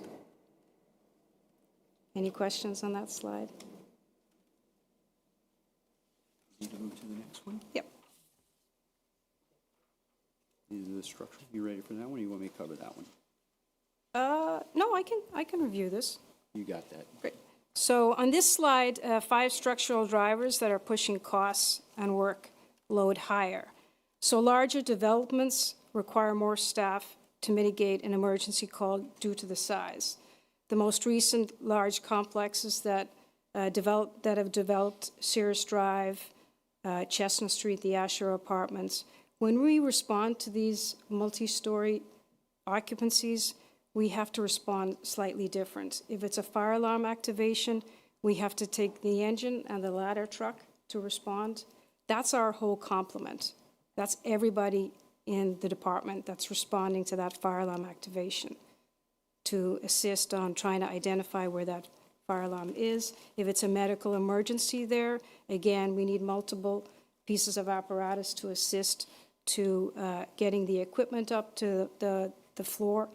So the station is empty at that time. Longer hospital transports. Since COVID, unfortunately, the experiences that a lot of people had in Framingham has changed where they would like to be transported. 15 to 20% decrease in our transports to Framingham. And Framingham is 10 minutes away. It's where we always took our patients. But since COVID, with that decrease in transports to Framingham, people are choosing to go to Milford, to Newton Wellesley, and into Boston or to Worcester. So that transport time, it's 10 minutes to Framingham. The turnaround time is very quick and efficient. But if we're now transporting to Milford or to Newton Wellesley, that delays our transport time considerably. It takes that primary ambulance out of service. It can be for a couple of hours. So if we have multiple medical emergencies and we have both our ambulances going in different directions, that takes our primary ambulances out of service for quite a long period of time. Now, we recall and we bring full-time firefighters back, but if we don't get any response, if they're unavailable, that leaves the station empty. That's very, very concerning. It's a challenge. Tighter labor markets. The pool for paramedics is pretty shallow these days, so it extends our hiring time, which also requires additional training once they get on board, because what we're doing is we're hiring firefighter in training. So we bring them in while they're still going through their paramedic training, but that, as a result, takes longer for them to get certified. Elimination of the call department. Well, I won't tell you how many years I've been on, but when I started, we had a small department of 3 members and a very large call department that we really relied on. But over the years, as the population increased, so did the department. We had to increase our full-time career firefighters. But unfortunately, the call department decreased. And nowadays, this is not just a Ashland thing, it's a national thing with just a lack of interest in volunteers that want to be part of a call department. So currently, our last call firefighter retired a couple of years ago, so we don't have any call firefighters. So we are heavily relying on, when we are busy and we have 2 or 3 calls at once, and we recall our full-time firefighters, we're really relying on them to come back in to support the 1 firefighter, the 2 firefighter that's left at the station. Training and certification, again, we strive for the highest level of care here in Ashland. We hire only paramedic firefighters, but with that, there is mandatory training every year and every other year. Mandatory monthly training for our paramedics, and then every 2 years we have to recertify, which is a 40-hour program that has to be provided. Firefighter training, our firefighters go back to the Mass Fire Academy to improve and take new classes, which is vital to the highest level of care that we can provide for our residents. Any questions on that slide? Just one quick question, Deputy Chief. How about folks that would want to transfer from another department that meets the requirements? Is that something that's available to you, or would you rather? Yes, we have done that in the past. We've taken lateral employees, and that's worked out great because they're already been through the fire academy, and hopefully they're paramedics. So that is a very smooth transition for us. Yes. And is that something that would you would entertain doing? You mentioned something about the fact that the pool of potential candidates is really low. You're scraping the bottom of the barrel. Yeah. So would you be more willing to advertise and promote your department to get better recruits or better transfer officers to come to your department? Absolutely, yes, Okay. we would. And I think that just our reputation alone, I think a lot of members from other organizations would like to come and work for the Ashland Fire Department. Thank you. To that point, is a complicating factor of transferring from another department or another community that their seniority goes to 0, right? So I know that in education, right, Yeah. sometimes people don't jump because while they might be able to maintain the same salary or maybe even adjust it a little bit, their seniority goes to 0, so it becomes less attractive, right, for that reason. Yeah, we have a very competitive contract, union contract, so I think it's enticing for other, And it's a great community to work in, so that entices people too. absolutely, absolutely. Because of the members that are here, they have a great reputation, which is well-deserved. Yeah, actually, I can say, and it's kind of interesting for me because I'm not a firefighter, so I'm a bit on the outside. It's really interesting to see how the department, the culture of the department, attracts and retains people. I thought I saw like some of our newer, younger ones, Zach and Connor and Isaac over there. They're like, yeah. And gosh, poor Andy Campbell is here. And no, I just look at Andy. So Andy was like young when I started here. You were younger too? Oh, thanks. I'm going to miss Andy. There goes our budget. So, yeah, it's something really special, and it's something that the support of the community is a very important cornerstone of that.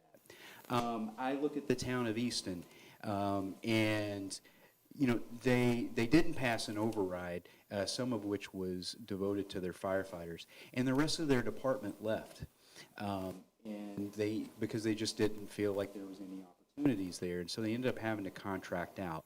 I don't want to say, oh, that's going to happen, but a culture is so important. It is it is how you can get people to come here and stay, and not necessarily pay them the highest salary. You keep it competitive, but at the end of the day, you want to keep it as a place where everybody's working for a higher purpose, and people feeling like they're a part of that and working for each other is. Mike's cutting out. Oh. I'm gonna have to switch to the podium. Are you cutting me out? I gave him Okay, that is a good hint. I'm sorry.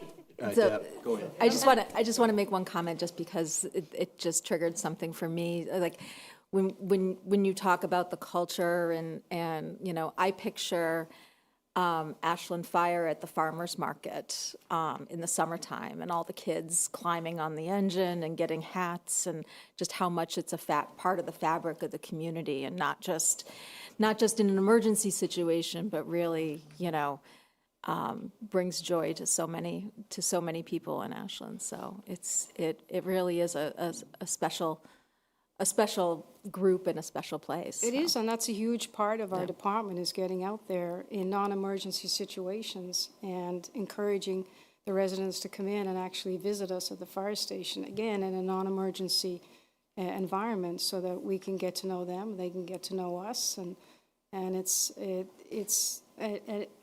as well as I take the opportunity to do a little fire prevention at the same time, so it works for everybody. But moving on. We got data.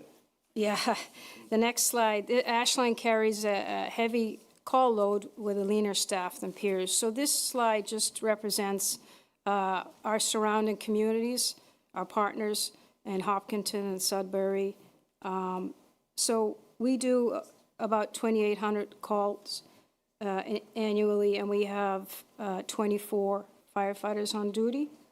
Hopkinton, which is our closest, not only in travel time, but also, if you don't know, we almost regionalize with Hopkinton because they mirror us. We're very similar in structure in departments.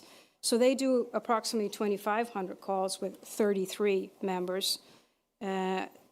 Sudbury, 2,200 calls, 500 less than us with 42 members. So the increase in calls over the years is also provides an opportunity for multiple calls at the same time, and that is what we're seeing is trending. And with multiple calls at the same time, it reduces our manpower down to potentially one. Look at that. We're making a good team, Deb. Okay, so concurrent calls have become a persistent operational problem. This is so true. our current staffing model allows us to handle 2 consecutive calls if those 2 calls are medicals. If the first call is a call to the Asher Apartments, we're taking our engine and our ladder truck, so we don't have anybody at the station.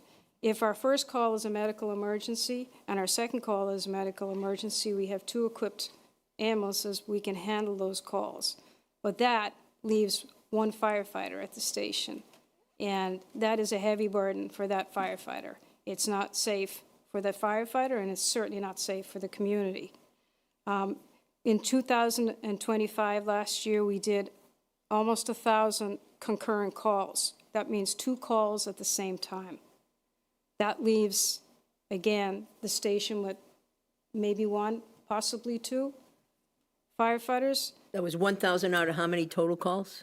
2,800 calls. And then another number to throw out there is 277 calls, 3 at a time, 3 calls at once. So this is a trend. Just this year alone, we've done 560 responses. Of that 560 responses, we've done 231 dual calls, back-to-back calls. And we've done 67 3 calls at once. That's just in 2.5 months. So this is a trend that is definitely increasing and creates a challenge for the organization. Can you talk a little bit about what happens if there is like 3 calls and if we have to call mutual aid and sort of what the effect of that is as far as potential response times and things like that? Yeah. So when we do have these multiple calls at once, the 3rd call we cannot do. So we are relying on our mutual aid partners, Hopkinton, Southborough, Sherburne. The average response time from these departments is 13 minutes. The mutual aid agreement it's give and take.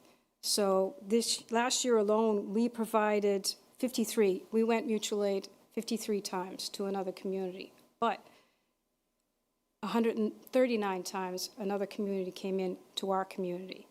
So that number is very important because it shows you that it's not just this organization that is having the challenges of the increase in call volume due to increase in population. So for us, it can be very challenging because when we have a reported fire, we rely heavily on our mutual aid partners. They automatically come, Hopkinton, Southborough, Sherburne, we rely heavily on them. NFPA 1710, AIMS, which is our standards that we follow, our guideline, 1710, they recommend 15 to 17 firefighters on scene within 8 minutes for a working structure fire. If we have all our mutual aid companies come in on our first alarm assignment, which is a working fire, we may get to 17. I doubt it, but we may get to 17. But again, it's going to take an additional 13 minutes to get those mutual aid companies in.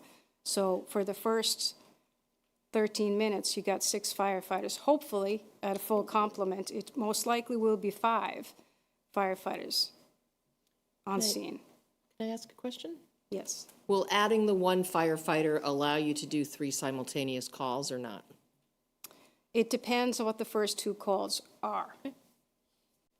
But what it will allow for is when we do have the 2 concurrent calls, that 1 firefighter will not be alone in the station, because we can do a hell of a lot more with 2 firefighters than with 1. Thank you. Do you feel like you have enough on the fire department side on things, or would you like us to? We've got a couple of other pieces of data that we can go through, but I'm just trying to be cognizant of time. I only have one other question. There was a slide in here about just the, let me find it, about the related overtime, and there's like 520,000 that's budgeted. Like adding these firefighters, are we anticipating that number coming down for overtime, or is that totally like a separate thing? Yeah. So- Can I handle this one? Sure.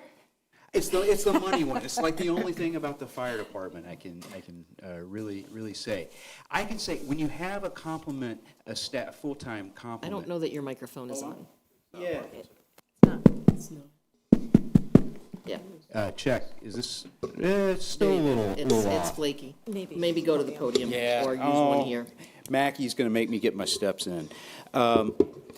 So when you have a complement of full-time firefighters as low as we do, like I said here, this isn't discretionary. This is how you maintain staffing at 5 and 6 per level, is that you have an overtime budget like this that can help backfill. To answer your question, I doubt it would go down, because when you get new firefighters on, you have to plan on covering for their vacation and sick time as well. We don't backfill or it's not a mandatory backfill for everything. It's, is it mandatory for sick? I forgot. No, for vacation For and vacation, personal time. Sick okay. time, the chief has contractual obligations to backfill for vacation and personal time, but not for sick time or training. And we have a lot of members that go to training, so a lot of times we are down to 5 instead of 6. The recalls and station coverage, if we went to 7, there is a higher possibility that when we have the 2 concurrent calls, that we would have 3 left at the station, and that would provide us with enough coverage until one of those ambulances was able to clear. So potentially, depending on what the first 2 calls are, we would be able to reduce that recall coverage. It's my understanding, too, that you have another ambulance that can be brought into service? We have another ambulance that is, it's not outfitted to the ALS standard yet. So it's our ambulance there in case one of the other ambulances goes out on maintenance. For us to staff a 3rd ambulance would be very challenging right now, even with 7 members. Especially if it's, can you just explain briefly the difference between ALS and BLS? Absolutely. ALS is advanced life care, intubation, being able to give medicines, cardiac versions. A basic EMT is able to do basic life support, where an advanced or a paramedic is able to do advanced. So basically, that ambulance is like a traveling hospital. We can do everything in that ambulance that you potentially could do in the emergency room. So, as they say, time is muscle, especially when it comes to cardiac care.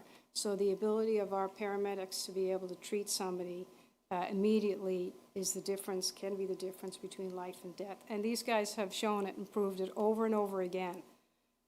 So it also goes to the fireside too. Nowadays, with how the furnishing is and how the buildings are built with lightweight construction, synthetic furniture, the fires are hotter, they're burning faster, which reduces our ability in the time we have to get there faster. It used to be fire doubles every minute, now it's every 30 seconds. So again, it creates new development, new buildings, the way they're furnished creates new challenges for firefighters. So it's a challenge all the way around, but getting to the scene as quickly as possible is paramount. And obviously with concurrent calls, a lot of the times it makes it challenges because we're relying on mutual aid to come in. And as I mentioned before, that's a 13-minute delay, whether it's a medical emergency or whether it's a fire-related incident. Thank you. Thanks. Yeah, appreciate it. Awesome. Thanks, Deb. Yeah, I hope you don't mind. We had a couple of other things, but I'm just trying to be cognizant of time, and I think you're learning some cool things here about our departments. Next is the Ashland Police Department. And the appropriation above the level funding requires $100,000 for one police officer, not a traffic officer, a police officer. I just want to make sure it's known about that. And before, I think the chief's here, and we've got some members of the department. I was meeting with some of the union members today.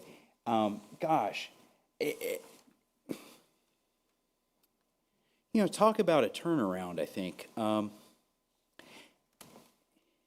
It's been really, I'm really proud of everybody in this room, but I'm really proud of just kind of the initiative. I think the police department, under Kara's leadership and Mike's work, and everybody on the staff there, has really, I think it's something that Ashland can take great pride in. I don't think I've ever seen like a turnaround in so short a time and so dramatic. And to know that your department was once viewed very unfavorably by many across the state, to now being viewed very favorably, and we're able to get people in that are great caliber candidates, really speaks not to the work that I do or our team, but really to the work that they do every day. And I think it runs the gamut. One of the things I don't have the slide on, but certainly people here can talk about, is just how the mission has changed. I mean, Kirsten's here. We just did a report on Kirsten's work. I mean, the amount of work that she has done from a jail diversion and like a social work standpoint in the department is really, it'll really blow you away, the amount of work we do and the amount of need that's out there. So I don't know who's coming up from police. Chief, you're gonna take it with us, and we'll start. I think it's very important to talk about calls and what those calls are and what these mean. You can explain that a heck of a lot better than I can.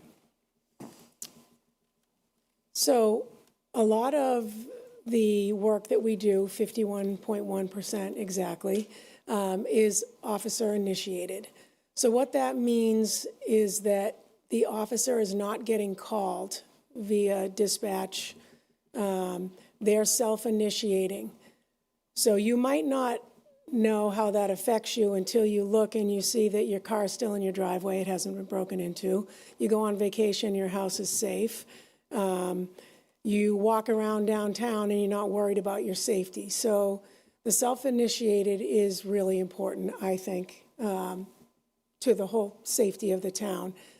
The dispatch generated, that's your 911 calls, that's your, suspicious person in your neighborhood, you're going to pick up the phone and call the general line. Another part of the officer initiated is traffic stops. We went from about 500 a year to over, and Mike, you can help me on this, was the total 5,300? Around 5,300 last year. So that's a pretty significant jump. And I know, the additional officer or adding anything to our department is not specifically for traffic, but I can tell you that is the majority of the complaints that I hear at my level. People wanting traffic enforcement in their area where they live. Chief, is this a typical split for communities, almost 50-50 with initiated by officer and dispatch initiated? Is that typical or? Not at all. So what that speaks to a very motivated staff that is self-initiating. They're not waiting around, for a call to come to them. They're self-initiating, and that speaks to the men and women on the staff. They are very motivated. They're very dedicated, and they're committed to safety in this town. And that one slide will show me, as their boss, that they are doing the work that we're paying them to do. This slide speaks to 4,600 calls handled outside the primary post area, and I know the deputy chief spoke about timing being critical. So we have 3 areas. On a normal shift, we have 1 officer for each area. So 3 cars designated throughout the town. So say you're in the north sector and you get called to the south sector, your time in transit is going to be increased. 4 or 5 o'clock, if you're coming from the Southborough line, you need to get to Pond Street on the Framingham line, and you're going to go Pleasant Street, even lights and sirens, it's going to be a while. So this speaks to 40% of the calls required one of the officers to operate outside their designated area, which is not ideal.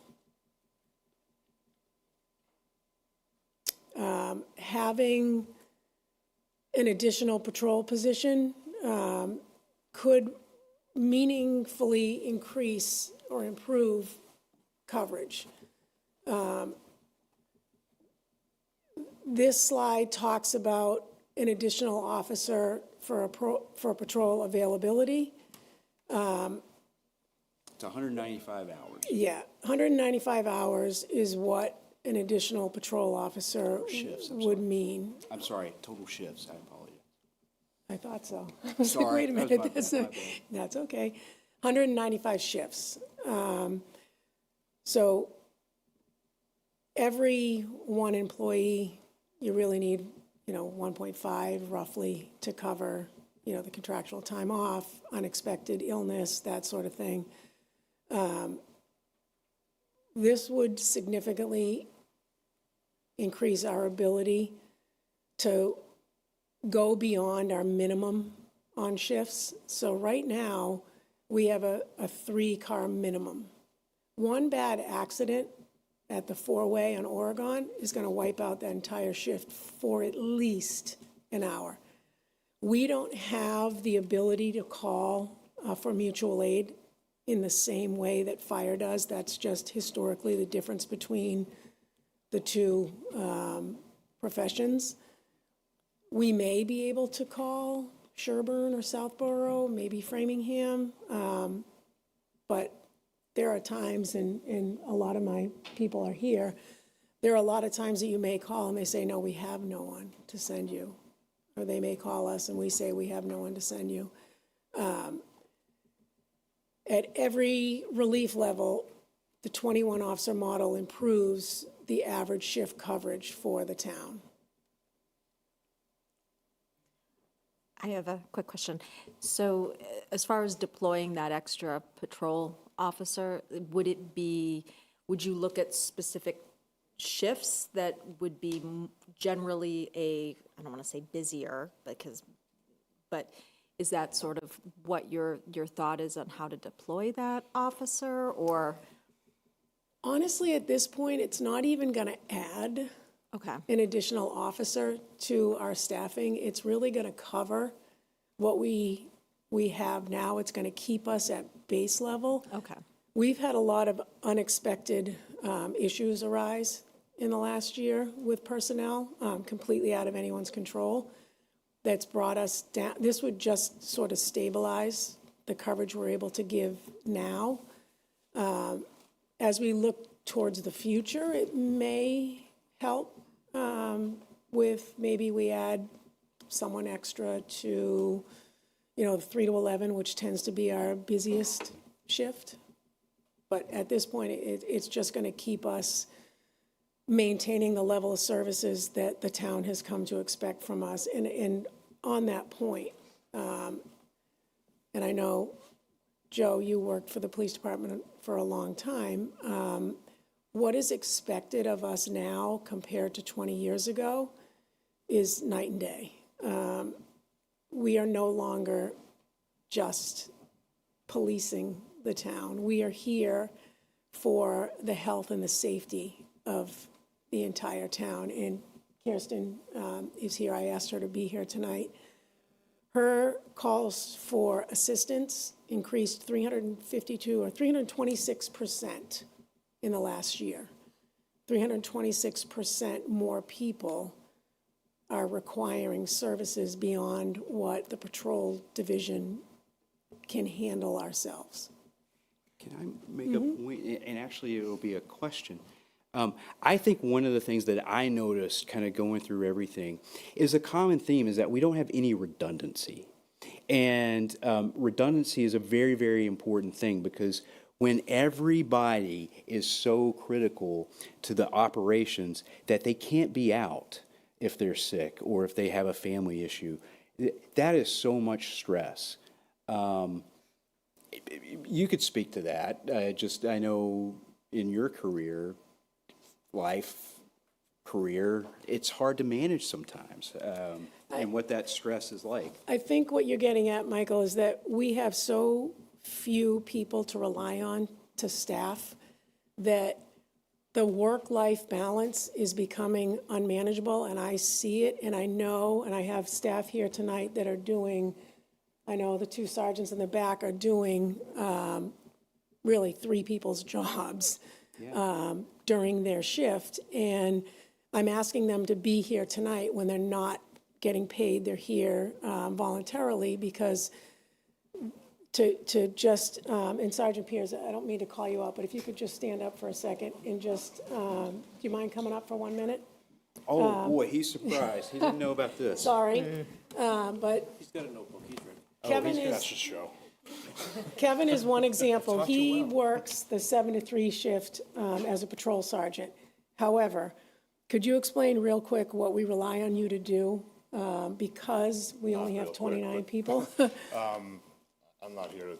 Go closer to the microphone. I'm not here to toot my own horn, but I handle firearms licensing, which takes up a lot of my day, and I have to limit how many people I can process in a day. And then I work with Chris on the school safety committee, firearms training. There's SROs, you manage? yeah, manage the SROs along with the safety committee. So those things are. There's just certain things I can't do in a day that have to get pushed off to tomorrow. And that's on top of And that's not just me. being- There's a lot of, that's just an example of Yeah, he's the- everybody's doing that. That's while he's the shift commander for the day shift. Sergeant Rocky, do you mind 2 seconds just coming up? Well, while you're shifting, I just have one quick question. Are you salaried or are you guys hourly? Okay. But this is all, they're getting paid 8 hours to do Yeah, one no, job. I understand. They're just doing all checking. the others. Good evening.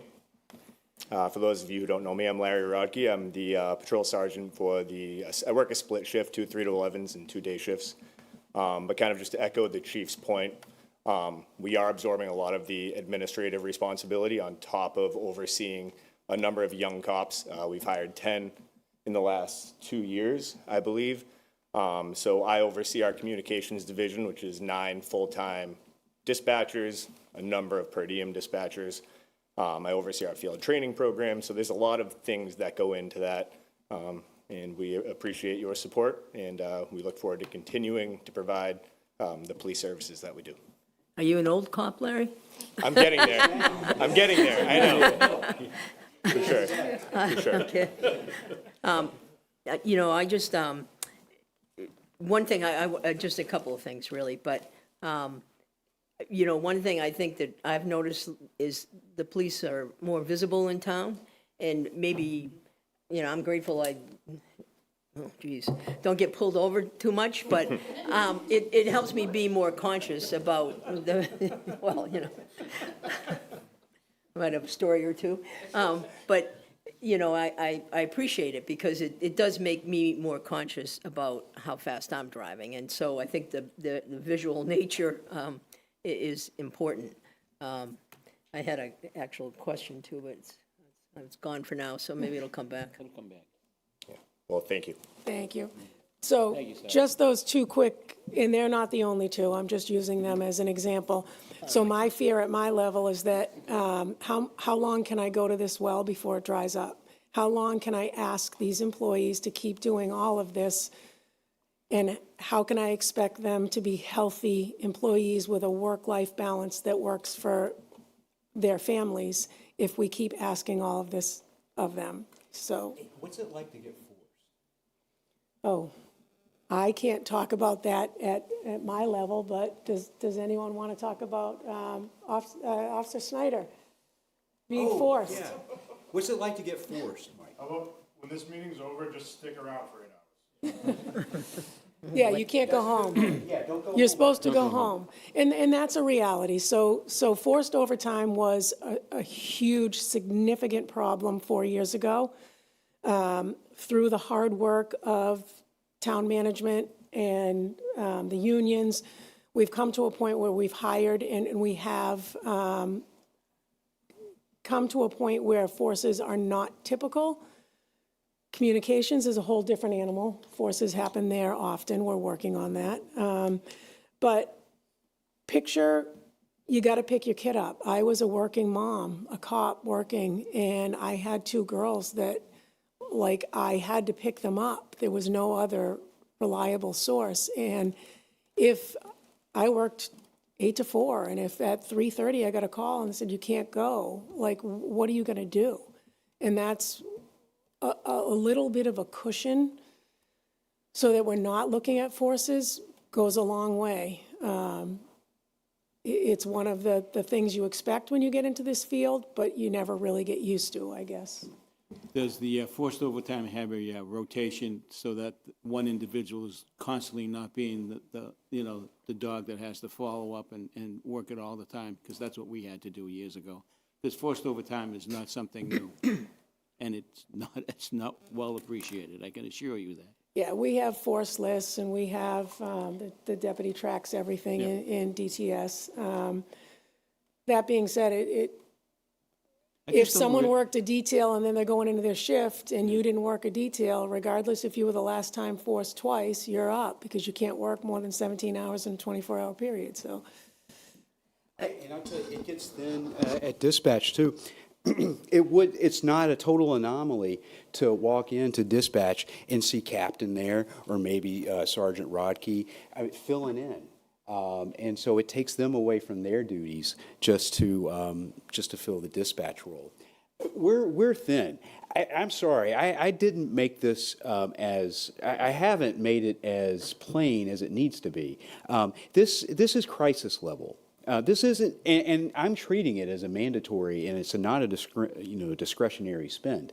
What I haven't done is done a great job of explaining exactly what these folks go through on a day-to-day basis, and I've just got to do a better job of that. And they do it a heck of a lot better than me, I think. Yeah, I guess the final point that I want to make on behalf of my department is we're not asking for toys. We're not asking for a drone unit or AI software or any of the new buzzwords or things that are exciting.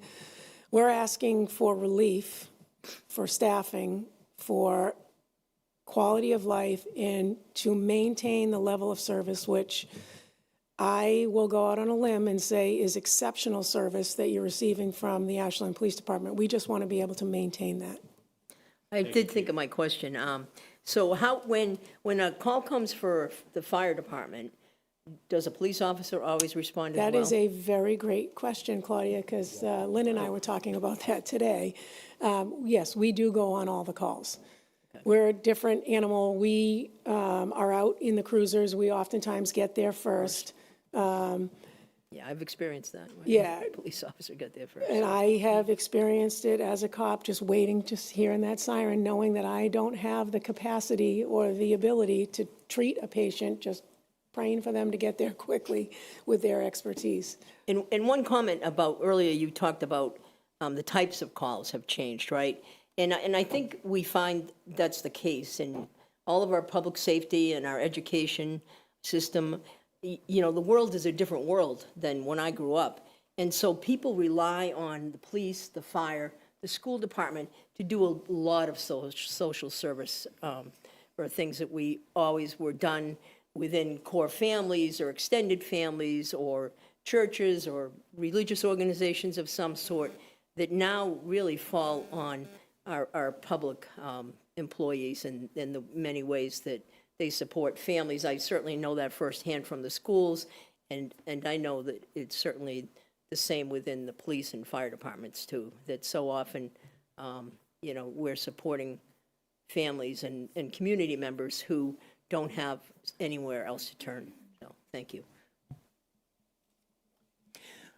I'm sorry, I have a question. So, thank you, Chief. Actually, it might be more of a question for Michael. So, both, thank you for all of this very important public safety information. Something that fire EMS, that was mentioned in the fire EMS discussion, sort of resonated with me, and I just wanted to bring this question up. So, like, we know that we've got, a number of buildings coming, residential buildings coming online, right? Apartment buildings coming online. And from our earlier discussion, I mean, it's just math, right? You've got more people, there are going to be more calls. That's whether they're single family or their apartments, or whatever. Like that's what it is. If we're kind of, at crisis level now, I'm just curious, and we sort of know we have an idea of like the kinds of calls and the staffing models and such. Not to get too ahead of ourselves, but if we know this is coming online, like, what are we looking at going forward? Have we started looking at like optimal staffing models going forward? What we could be aiming for, what we should be preparing for? Because like we do know what's coming, right? So I guess that's kind of a planning question, maybe after this discussion, but. I was just curious if there's any kind of work or modeling being done around that right now as we are having these kinds of discussions. So that is we just had this conversation. So part of our problem is that we're so short-staffed across the board. It's hard to do proactive planning anywhere because you're so busy doing the reactive stuff. But that being said, we spent some time today talking about goals and really the fact that we need to have a strategic plan for that department. And I think our goal for FY27 in that department is to come up with a strategic plan that does look at those things, Makita. Like, what does the growth look like? What do we want the department to look like? Yeah. Yeah, I think that's going to be immensely helpful going forward, not just obviously for planning purposes, but also for communication purposes, right? So that the community understands the need before it becomes a crisis. And again, there are benefits to knowing what we have coming. Yeah. Sometimes you don't know what's coming, but we do know what's coming. So I think we're positioned to do some good work around that. So I'm looking forward to hearing more about that during the coming months. Yeah. Thanks. Yeah, I think that's. I think we need to do that in departments. We need to talk about succession planning in departments. I think part of the problem that we're currently facing is that I didn't do much of that. We didn't really have much bandwidth to do that, and it kind of put us in a pickle when you have single points of failure like we did. So yeah. You good with me? Yeah, I'm good. Thanks, Chief. Mike, I just have one quick question for either Mike and or Kara with respect to accreditation. How does this affect the accreditation process? Oh, that's yeah. There you go. Thank you. Yeah, as you know, that's something a long-term goal of the department to be accredited. There are many departments that have 1, 2, 3 full-time staff working just on accreditation. Currently, I'm the sole person working on that, with help from throughout the department when we have things to initiate, policies to review, things like that. I think overall, to reiterate a lot of what's been said, adding this extra person, and I think there is a slide that shows where we are with the national average. Yeah, that was it. Yeah. So we're already below the national average. So you're talking about long-term planning and knowing. Like we're starting from behind, right? So we need more than just this one officer to get where we need to be, and then we need to start looking ahead. When you add that extra officer, that's a trickle-up effect, right? So we had Sergeant Rocky and Sergeant Pierce talk about the extra responsibilities that they have. We have Officer Ostreicher, who is our court officer. She's our evidence officer. She works hand in hand with Kirsten every day. Taking on multiple roles. So adding that one person, that trickles up. And maybe it allows, the sergeant to not have to have one less responsibility, and he can move on to something else. And he's get that, and it trickles up to maybe allowing me to have some more time to work towards that accreditation process, or have one of the sergeants or a lieutenant help me further that. That is a very important goal of ours. And it's an expectation these days that departments are operating at that high level. So again, we're kind of starting from behind. This one officer, again, it's going to trickle up and allow us to really start, stop spreading everybody so thin. But it's only step one, to your point, of a bigger process. So I don't know if that answers your question or not. It does, but does it open up the doors, once accreditation is achieved, does it open up the doors for additional grant funding? I don't know the exact extent. I do believe that is true. I don't know if, Chief, you might be able to talk to that more. We're getting to the point where in the next 3 to 5 years, accreditation is going to become mandated. Post is going to mandate it, is what we're hearing.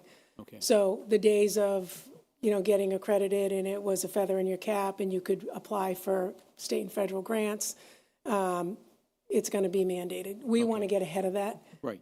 I think if things go and we talk about our strategic plans and what we have, I think in the next 18 months, if we can give the deputy like 6 to 8 months where he can dedicate the majority of his time to just accreditation, he will get it done. If anyone can get it done, he will.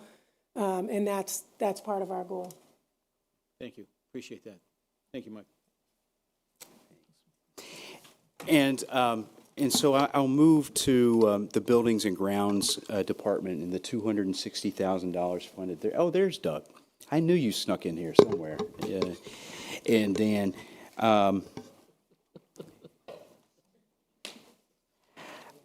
if you gentlemen want to come up here and help me, I would have greatly appreciate it. Thanks, Captain.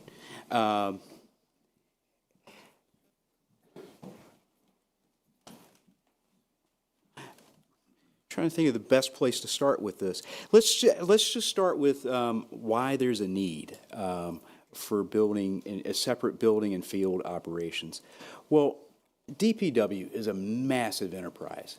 It consists of highway, cemetery, parks and trees, water, sewer, stormwater, fields, facilities, engineering. What am I missing, gentlemen? Did I get it all? Oh, rubbish and recycling. It's a massive enterprise. And so what happens is that just not enough leadership focus, I think, gets put on any one. It's really hard to balance them all out. And simultaneously, we're adding on more buildings, more complicated buildings, and we haven't grown our staff. And some of these buildings require pretty significant preventive maintenance to be done in order to maintain warranties and make sure things are working correctly. But just in our highway department, we've seen an significant increase in work orders, and same thing with facilities requests. We're anticipating 275 in FY27, almost a 20% increase. Maybe you gentlemen can just talk a little bit. We're starting to do a better job of data collection and kind of seeing some of that, but maybe you can kind of see where some of that demand, especially in the facilities area, where you're seeing a lot of that pressure. You start, Dan? Yeah, go start. Hi, everybody. Okay, so start with buildings. So I think today the town of Ashland has 12 or 13 buildings. So 20 years ago, a little more than 20 years ago, the town hall, the library, and the community center came online. So the community center was new. The library was refurbished, renovated, and so was the town hall. So that means all of the utilities in the buildings were also new at the time, for over 20 years. So, and back then, I think we had 2 people in the facilities department. And so they did okay because everything was new. All the boilers, the hot water heaters, the air handler units, things like that. So, but now here we are 20 years later with these 3 buildings, and every day is a crisis. Every day. Not a crisis like police and fire, but it's a crisis every day. How was your heat today, Catherine? Was it out? Michael? Thank you. Every day it's a new surprise. So it's a constant thing, where every day we're dealing with a boiler down or a furnace down or air handle unit or could be a ADA doorway, or anyways, it's just continuous. So that's the issue with those 3 buildings. They're multiple. It's every single day, and I'm not joking. And then as far as the public safety building, that is the technology in there is all fairly new, and it's not something even your common average technicians are used to yet. So it's a major learning curve with the public safety building, and Deputy Chief Ventrula can definitely attest to that too. So that's the public safety building, which is a whole other animal. And then let's see, so some of the other buildings. Anyway, so the facilities department, we call it the facilities department, has been evolving very slowly for the last 20 years.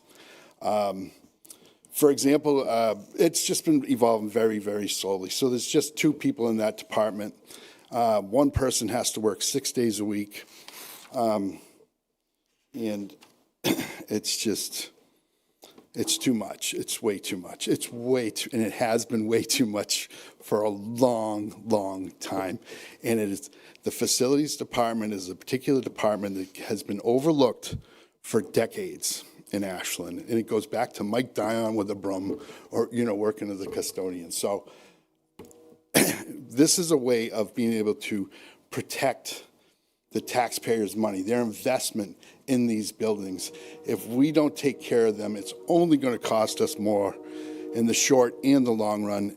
You can just think it's as simple as an oil change for your car, So if you go out and you change your oil every 3 to 6 months, you're going to spend about $100. If you don't, it's going to cost you $5 to $10 grand to replace your engine. So that's the thinking behind the facilities department. So one of the things that I can add and help bring to light in that is, out of those 2 people, one of those person has to be on call 24/7. So when we have, not only is she working 6 days a week, a lot of times she's coming in 7 days a week. With the public safety building, a lot of these components and these different units, they're all specialized. So even just to call your regular plumber, sometimes they can't help us. It's a very specialized system. Everything's computerized, and to be able to diagnose it properly, you have to make sure you get the right vendor. Now she has to come back in and be there with that vendor, because anybody that goes into the public safety building, and for that matter, for any town building, the contractors has to, we need to be there with them in case they need to access to certain areas of the building. And that it just, at some point, you're going to have employee burnout, and they're not going to want to continue to do that. There's got to be a quality of life somewhere in there, too. So hopefully that helps shed a little bit of light on that. So.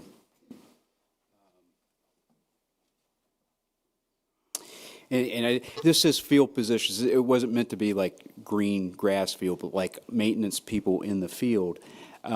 We, as Doug said, we only have 2 people for 13 buildings. And when you look at vacation time and things like that, my graph didn't turn out too great here. But it's less than 1.5 FTEs. Again, to maintain 13 buildings, those aren't good odds. If you want to have a functioning, well-maintained facility that is not, like Doug said, going to cost you an arm and a leg in the future. One of the things that we felt, that we heard a lot when we were going out to the vote for both buildings, was that we didn't maintain the facilities that we had. Well, I'm trying to correct that, and because I do think that we weren't able to maintain them the way we should have, not because of lack of effort, just because of lack of resources. I hate as a manager, the biggest thing the worst thing I can do is actually set people up to fail as a manager. That's almost negligent. And any of you all that manage significant amounts of people and significant infrastructure and organizations understand that.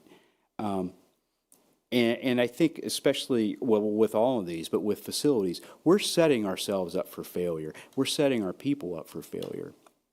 Just the growth in town properties from 2006 to 2026. Folks, we've gone from 15 assets to 35 assets. We've gone from like a few buildings and some grounds to like a full system. A full system with buildings, individualized buildings with specialized systems for operations and sustainability. We have all of these green spaces that we have to maintain, like Mill Pond Park, which DPW built, by the way, at great savings to the town, I should point out. The landfill, Mill Pond Park, all of these things have to be maintained. And we have not grown our staff one lick in the whole time. One lick. So I think just that is, look, I mean, I can throw all kinds of charts and data at you. It's really kind of simple. You go from 15 to 35 assets that need to be maintained, and you don't invest in your staffing. That math ain't mathin', as we like to say around here. Right, Catherine? Catherine's my math whiz over here. And so, yes, I'm proposing that we do we stand up a buildings and grounds department. And $260,000, and what does that look like? That looks like a director. It looks like an additional maintenance person, bringing our complement of maintenance people for the buildings to 3. It includes an increase in utilities, because Claudia, as you mentioned, they're all going up. And then contracted services. We do a lot with vendors, and so those prices are going up. Can I ask a question? Yeah. So the actual work going on in the buildings, if you have to call in vendors and things like that, so is that already budgeted for, and is that a As best we can. As best we can. yeah. Yeah. Okay, so We can't budget in if the roof leaks and the RTU goes. Right. The library, I think, has 6 or 7 units on it, just in Right. one building. right, just like you can't like expect a water main break and what that would look like, but Right. But I was just curious when you were doing the breakdown of the department, if the actual costs of the maintenance and stuff outside of our group would be included in that. So. It is, and it's significant. Doug, yeah. Sorry, Michael. No, don't. So what is it, March? We're already trying to put repairs on the shelf until June or until the next fiscal year. We're having so many breakdowns, so many repairs. We're like, we can't do it. We're afraid we're going to, we'll be broke by the time we get to the end of April. So, we're trying to hold off as whether it's a generator or whether it's another air handle unit or an RTU, like Dan said. So and then back to, like you said, the utilities. They're through the roof right now. And all these street lights, that's a whole other utility that we have Route 126 coming online. Right now, we don't own that bill. We're going to own that bill very soon for Route 1. There's 100 streetlights on Route 126. So, And maintenance. Yeah, and the maintenance. So, I'm sorry. Just, Go ahead, Yolanda. just real quick, so just to understand, Doug, you gave the analogy that, if you don't do the oil change, you Yeah. then have a larger bill. Yeah. So you're telling me we have not been doing the oil changes? 2 years ago, we started doing a preventative maintenance program for the first time in the town of Ashland for the HVAC systems, which is awesome. It's great. We need to continue it. That and also with the new public safety building with all those new units and Right. with all No, that. I understand, I that understand, comes but with an specifically, absorbent amount of. right, Doug talked about those 3 buildings that we know came online 20 years ago. Right. So for some reason, decisions were made to not do the oil changes per se. Right. On these 3 buildings, and now we're seeing. Right. Yeah, I can be very Okay. clear about that. We didn't make a decision. The decision was made for us. Right. I think when you have the roof leaking and you have to choose between doing that and preventive maintenance and stuff, you have to do the emergency first. And we're very reactive. That's the resources that we have invested right now, is that it's a very reactive department. Plus, Ashland has the right people in place right now. Yeah, we have good To think people of in that, place. To Yeah. think of preventative maintenance. The people before us weren't thinking about preventative maintenance. That's true. There really wasn't. It was a resource issue, and I think What's hard when Yeah. you're putting out fires to to think about what do I need to do 10 years down the road when I'm just, I've got to put out the fire today. I don't want to be sitting there and have the roof and the ceiling fall onto Catherine and me and Joe, maybe you too, Brandy. Yeah, because we have an issue here that needs to be addressed. And No, absolutely. No, I just had a couple other I guess, housekeeping questions. So this department, would that report up to like the director of DPW, or would that report to you, Michael? What would there be with the reporting right structure? now, it would report to me. Okay. And that's because I think we have an opportunity through this to think more in the future as well, in line with what the comprehensive plan is in line. And that is part of this Buildings and Grounds Department, is to start looking at, okay, what are our bigger facilities needs in the future, number one. And then number two, how are we going to expand athletic fields here in town? We haven't even touched that. I get more calls about that. Jay Culverwell, God bless him, Ashland Youth Soccer and McDonald and lacrosse and the Gormans and youth baseball and softball. They're very passionate, and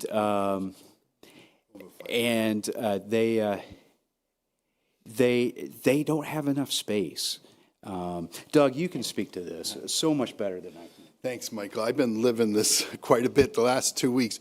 Right now, the 2 artificial turf fields that we have 2, okay? Both are booked Monday through Friday from 3 in the afternoon until almost 10 o'clock every single night, Monday through Friday. Saturdays and Sundays, it starts at 8 a.m. 8 a.m. up until 5 p.m., and then a little bit after that, both artificial fields. I haven't even gotten to the grass fields yet. It's insane. It's crazy. We have all these private people trying to get on to use the fields, and I'm like, sorry. We don't have the space. Yeah. But the youth sports, soccer alone, there are over 500 kids in Ashland youth sports. In the school department, they have a lot of participants now, and they continue to add new sports on top of it. So it just, the window of field space in Ashland is dwindling so fast. It's amazing, and eventually, I can see the school fields just being school and youth sports because. So, thank you. I appreciate that. Yeah. Because I know it's tough to find space anywhere in town. So, one other question based on this slide that we have up here. The last line item on here, it says explicit year 1 deliverable. Can you talk a little bit about that and sort of what that looks like? Yeah, I mean, part of this, I think there's going to be some explicit deliverables. One is a work order system and making sure our vendor, the second would be our vendor warranty management. And then the third thing that you're talking about is a 5-year facilities plan. Okay. An actual, proactive plan. And this is going to be a big lift. As Doug has told you, we've been built very lean. And I think the Buildings and Grounds, really kind of the first mission is just kind of to stand it up and figure out, okay, exactly what do we need to fully complement this. We're going to be building the car as we're driving it to a certain extent. But I'm really confident in the people that we can get to do this. I would also just make a request, for me, not for the rest of the board, but I think as this gets built, that I would be really interested to see what that 5-year plan looks like, and also just, checking in on the success of it, because I think, we really don't talk about the successes of that enough. So, I would be really interested in seeing what that plan looks like, and just if we're meeting the needs of the community at, with this shift that we're doing. Yeah, I can tell you that we're across the board. I got to word this carefully. We're doing a miraculous job. Makita, you said it best one day, and I really liked it. We're like alchemists. We turn lead into gold. And that's really to our staff members. But you know what, Brandy? We don't know what it's like to have a complement of staff to do more proactive work. It's going to be a shift in thinking. It's something that we need to do. I think one of the things that I've learned throughout this whole process is just I've got to do a better job of making sure that you're connected with these folks and what they do on a regular basis.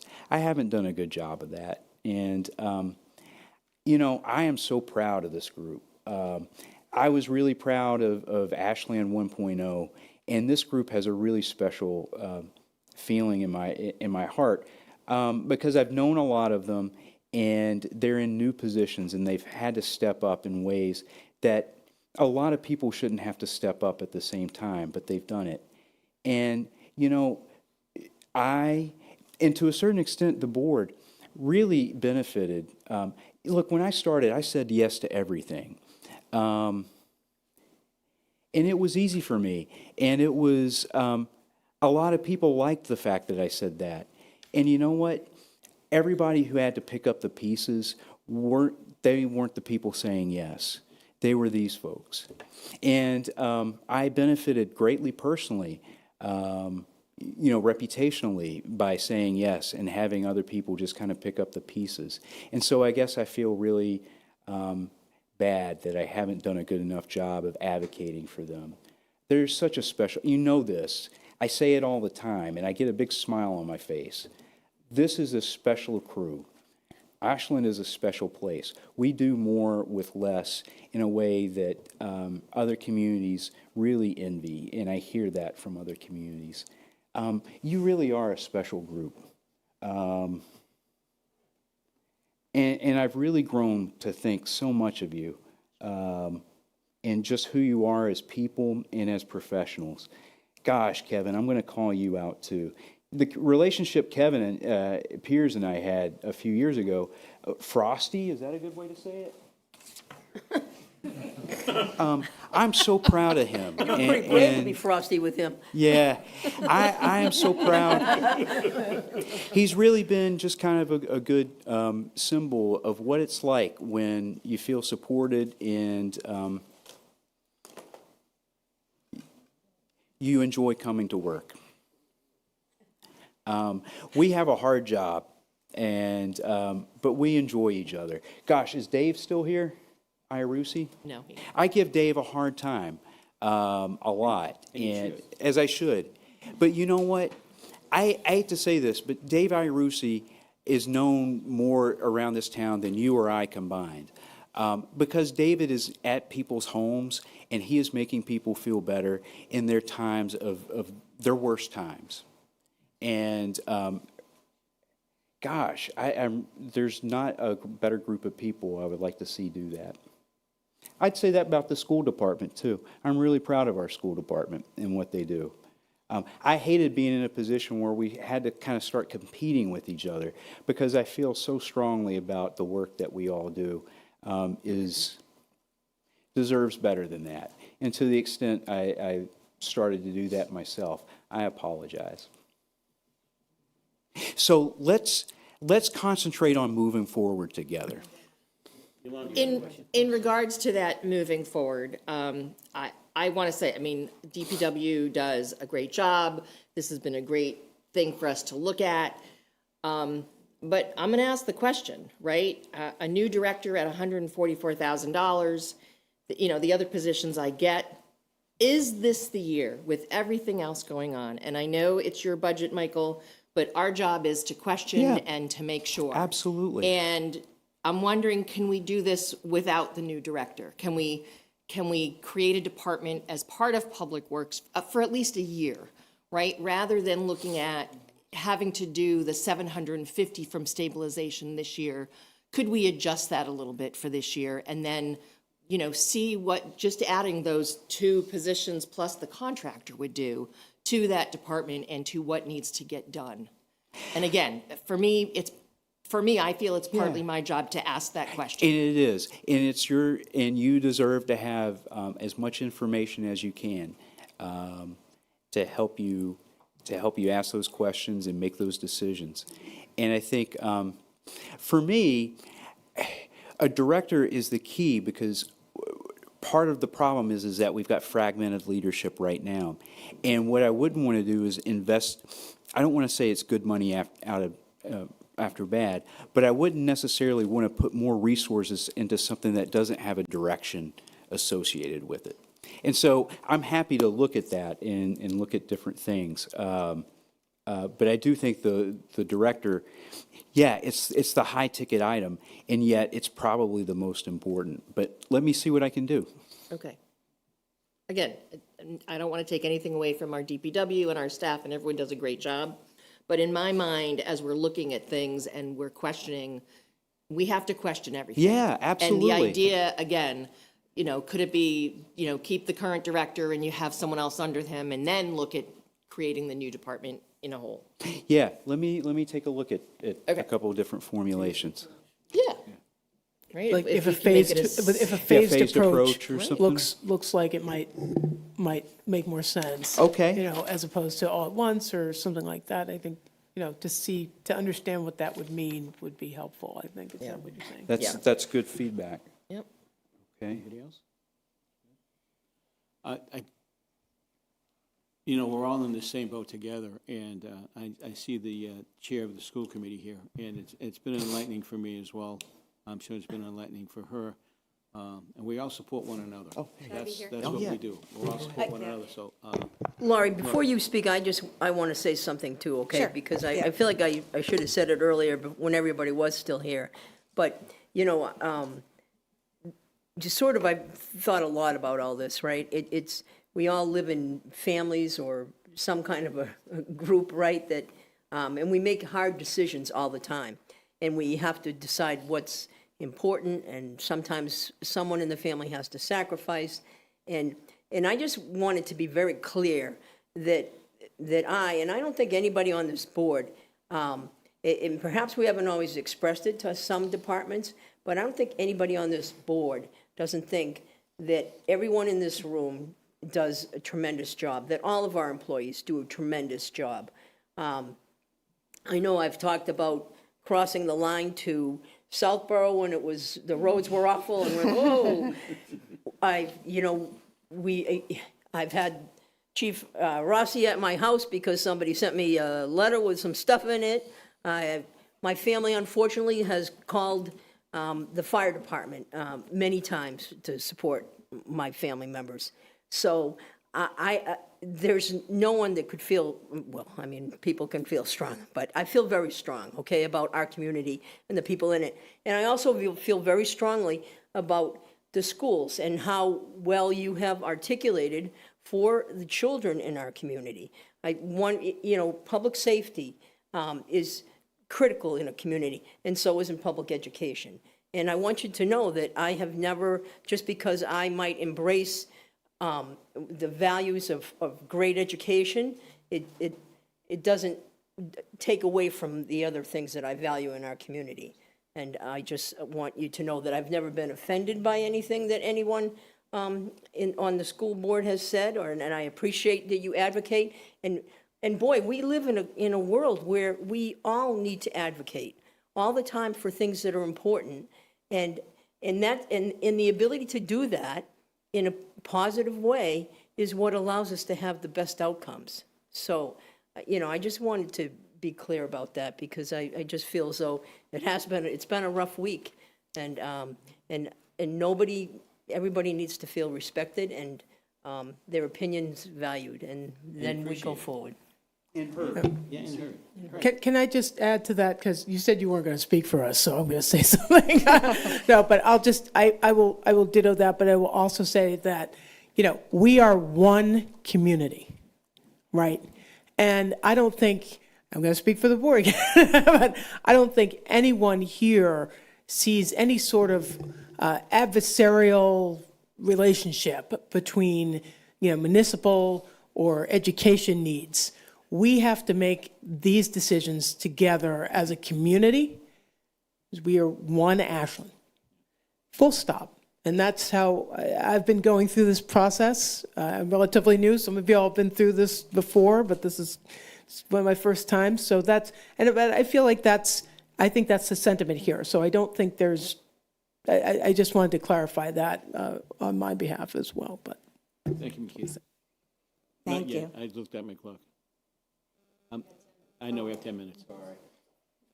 I'll try to be brief. I just wanted to, first of all, thank everybody, the select board, the finance committee, the school committee, the superintendent, the town manager, all the department heads, the chiefs, anybody who's participated in this process of budgeting. I mean, it's difficult in an easy year, and this has not been an easy year. This is my 15th year doing this and my last year doing this, and I'm having a lot of fun in my last few weeks here. But there have been a lot of conversations and a lot of feelings, and people feeling maybe misunderstood or left out, and I have been an advocate the entire time that I've been on school committee. I've understood that to be my job, is to advocate for the needs of the school, but I live in this town, and the only thing I want to say tonight, because you've all heard at other meetings what the needs of the school are and the impacts that this budgeting season has on our students and families and will have. But I want everyone to know that I heard a lot of compelling things in this room tonight from the other departments. And on behalf of the entire school committee, because I've worked with these folks now, some for a decade or more, I know them really well. And you had our unwavering support before I heard anything in this room. I mean, that was not ever a question or a problem, and we are focused on the and not, it does get stressful when we heard the Senate president tonight talking about what's happening with federal funding. We've already experienced that. We're losing some funding that we really counted on. Chapter 70 is not what it needs to be, and that's affecting us. And the costs, as we know, are rising faster than the 2.5% that we can claim. So what happens is what's happening, you know, there's a shrinking pool of money and increasing needs from all of us. And whenever I'm advocating for the schools, it's never, in my mind, at the expense of anybody else. I'm doing my job, but I do want you to know how much that we support you. We're here to fight for the best way to get as many of all of our needs met as we possibly can. Some of you I've known for a long time. Before any of us even had these roles, we live here.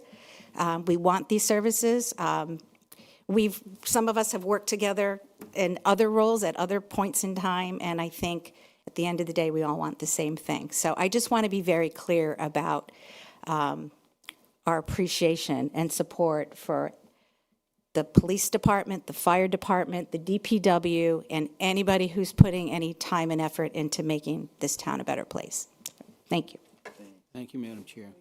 Thank you. And I just want to say that message has been heard loud and clear by me and our departments, and very much appreciate all the effort that you've taken over the last week just to make sure that we knew there was that support. So it's very much appreciated. And hopefully you feel like it's reciprocated too. So, good. Okay. We good? Well, I will, well, let's just check in real quick here.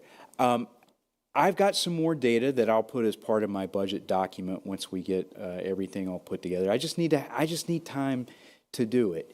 I usually don't talk about how much time I spend on things. I spent from 4 a.m. to 7 p.m. on Saturday on that, and then another 8 hours the next day. I just needed to get it done, and you guys needed it. So hopefully you feel like you've got data that will help you make your decisions and the direction that you want to go in. Yep. So I just want to say thank you for doing that, because I think one of the things that, at least me, I can't speak for anybody else, but coming out of tri-board, and we've had this discussion. We've talked a bit. A little bit. There's been a few conversations, but the presentation that you did tonight, some of the other data that you sent to us, like that was sort of the missing piece. Yeah. That was sort of what made it like real, and the thought behind it and the reasoning behind it that clicked for me, and I probably others here too. But I just wanted to say thank you for putting that together, and thank you to everybody that's been here tonight, because I think it speaks volumes that you all are here in support of one another. So it's pretty special. But yeah, no. So from my perspective, I feel comfortable with what the needs are for the town, and I think the next step for me is we need to talk about. There's a couple other moving pieces like the stabilization fund and things like that I think we need to have a good discussion on. I'm in a good place with the proposed 755 number that you're putting forward. So. Okay. If I feel like that's a decent baseline, and Yolanda, to your point, and I think, I saw some head nods, I'll also go back and see what I can refine too. Yeah, I would appreciate that, and, I want to apologize that I was not able to be at the tri-board meeting. It's one of those things that I had something else on my calendar months ago, and it's hard to get everyone together. But I guess, as I got this information, we had been talking about 750, and now the number is 755. Granted, that's only 5K, but I want to reciprocate, what Brandy said. I appreciate this detailed information. Unfortunately, that tells me that maybe it had not been as detailed and thought through 2 months ago when we thought about the 750. Oh. So thank you for doing this, because now, we had been talking 2 months that we were going to shift the 750, which, as you said at the beginning of your presentation, it was difficult to get people to understand, and why are we doing this, and are we going back on a promise, and that kind of thing. But now the number's 755. So I did that just for you, Yolanda. Well, I knew you'd pick that up. But maybe if I came in at 745, would that be better? it just, anyway, again, we don't always, hindsight is 20/20, but for me, some of this, I appreciate the you're saying, you then worked Saturday so long. I appreciate that. Could some of that been done sooner? That's all. So the answer is no. I think what we need to come together on is that, if we're able to, we can fund some of these requests tonight from stabilization, right, without a tax impact. But we are looking at a $2.75 million override that will support the schools who, in all fairness, have eliminated, to get to that number, 13 positions. So they, as we've been talking about future planning, they have restructured to try to minimize the impact. But that's a $2.75 million override that we need to come together on, right? And then if there's some movement that needs to happen in the other area, that's fine. I think it's less challenging than what we need to propose to the community. So I really think we need to give that some attention. Yeah, and Claudia, I would also say that $2.75 million is not just for the schools, it's for the community. The ABA had a forum yesterday, and so we talked about a lot of things, and they asked me what I thought was the most important thing on the warrant. And I said, the warrant and the ballot, it's about the budget. And I said, you'll see an override, and it'll say Ashland Public Schools on it. But the last thing I want anybody to think of when they see that is that it's just for Ashland Public Schools. And I told the business community, I said, this is just as important to you as it is to the school, quote-unquote, department. You want a well-educated community that appreciates the community that they're in and what it offers. I think, well, I kind of lost my train of thought, but there was the superintendent makes a lot of good points sometimes, but just, I think the interrelationship between a commercial sector and you know, the municipal end of things and the schoolhouse of things, school side of the house, we're all interrelated. We're all dependent upon each other. And so it's just like I said at the beginning, an investment in the schools is an investment in us, and an investment in the municipal departments is an investment in the schools. Chair, motion to go past 10 o'clock. Is there a second?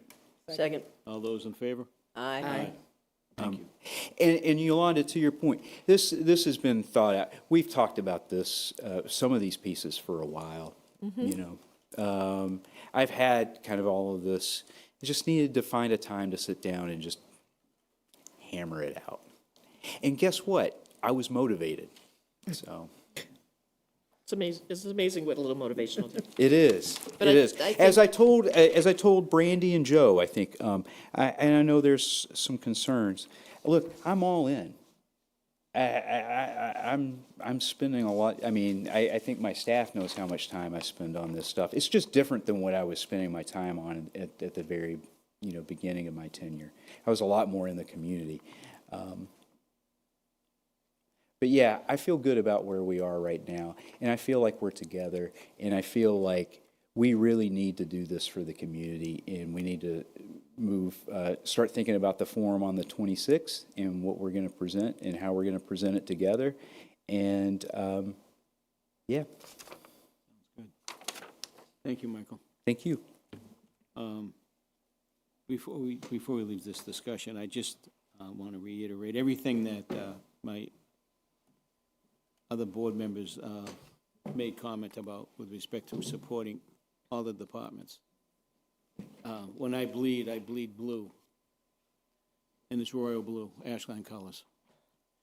I see people that I watch grow up in this community. There's a gentleman out back that has stripes on his sleeve, and he has a beard. Used to chase that little kid around the neighborhood years ago when he was in school. No, it wasn't you.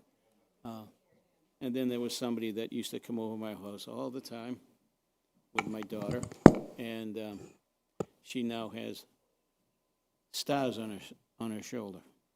So, committed in this town? Absolutely, without a doubt. There's no one that doesn't love this town any more than I do. And what we've done this past couple of days and couple of weeks has been nerve-wracking, to say the least. But we're all in this boat together. We're all going to work together, and we're going to ride it. We sink or swim together. That's the way it is. And hopefully we swim and not sink. But it's up to us to get that message out there and provide the information to everybody, especially with the forum that's coming up. And people need to be prepared for it, and that's what we have to do. And just talk to people about it, you know? Not using scare tactics, but just say, this is it, this is what we need. And just move along, just move it along. So you all are appreciated. Oh, sorry, I just wanted to have a question about the forum. Michael, I know I had talked to you and we had said something about having the ability of the residents to be able to send in questions. I don't know if you guys had talked about that, and maybe is there a mechanism for that, or should one of us be the point people for questions that come in, or what do you think? Well, what I was going to do is I was going to put something in the newsletter, like if they want to send in questions ahead of time, ahead of the 26th, to go ahead and I was going to have them send it to Clara as the communications person. I'm happy to change that if you want. No, that's fine, I don't want them. I mean, I do want them, but But we I are don't. going to allow people to be there either in person or via Zoom and ask questions as well as Yes. information gets presented. Yep. Okay, just clarifying. Oh, yeah, absolutely. That's the main point of the forum is really, it's not, we'll present information, but I don't think it's going to be an extensive presentation on both ends. It's really a chance for everybody to ask questions and hopefully they're not the same questions, just in a different frame. well, I think everybody's going to have, honestly, I think we're going to see a lot of the same questions because people everybody has the same concerns. Yeah, everybody, and So- people Right, but- express differently, but. Anyway.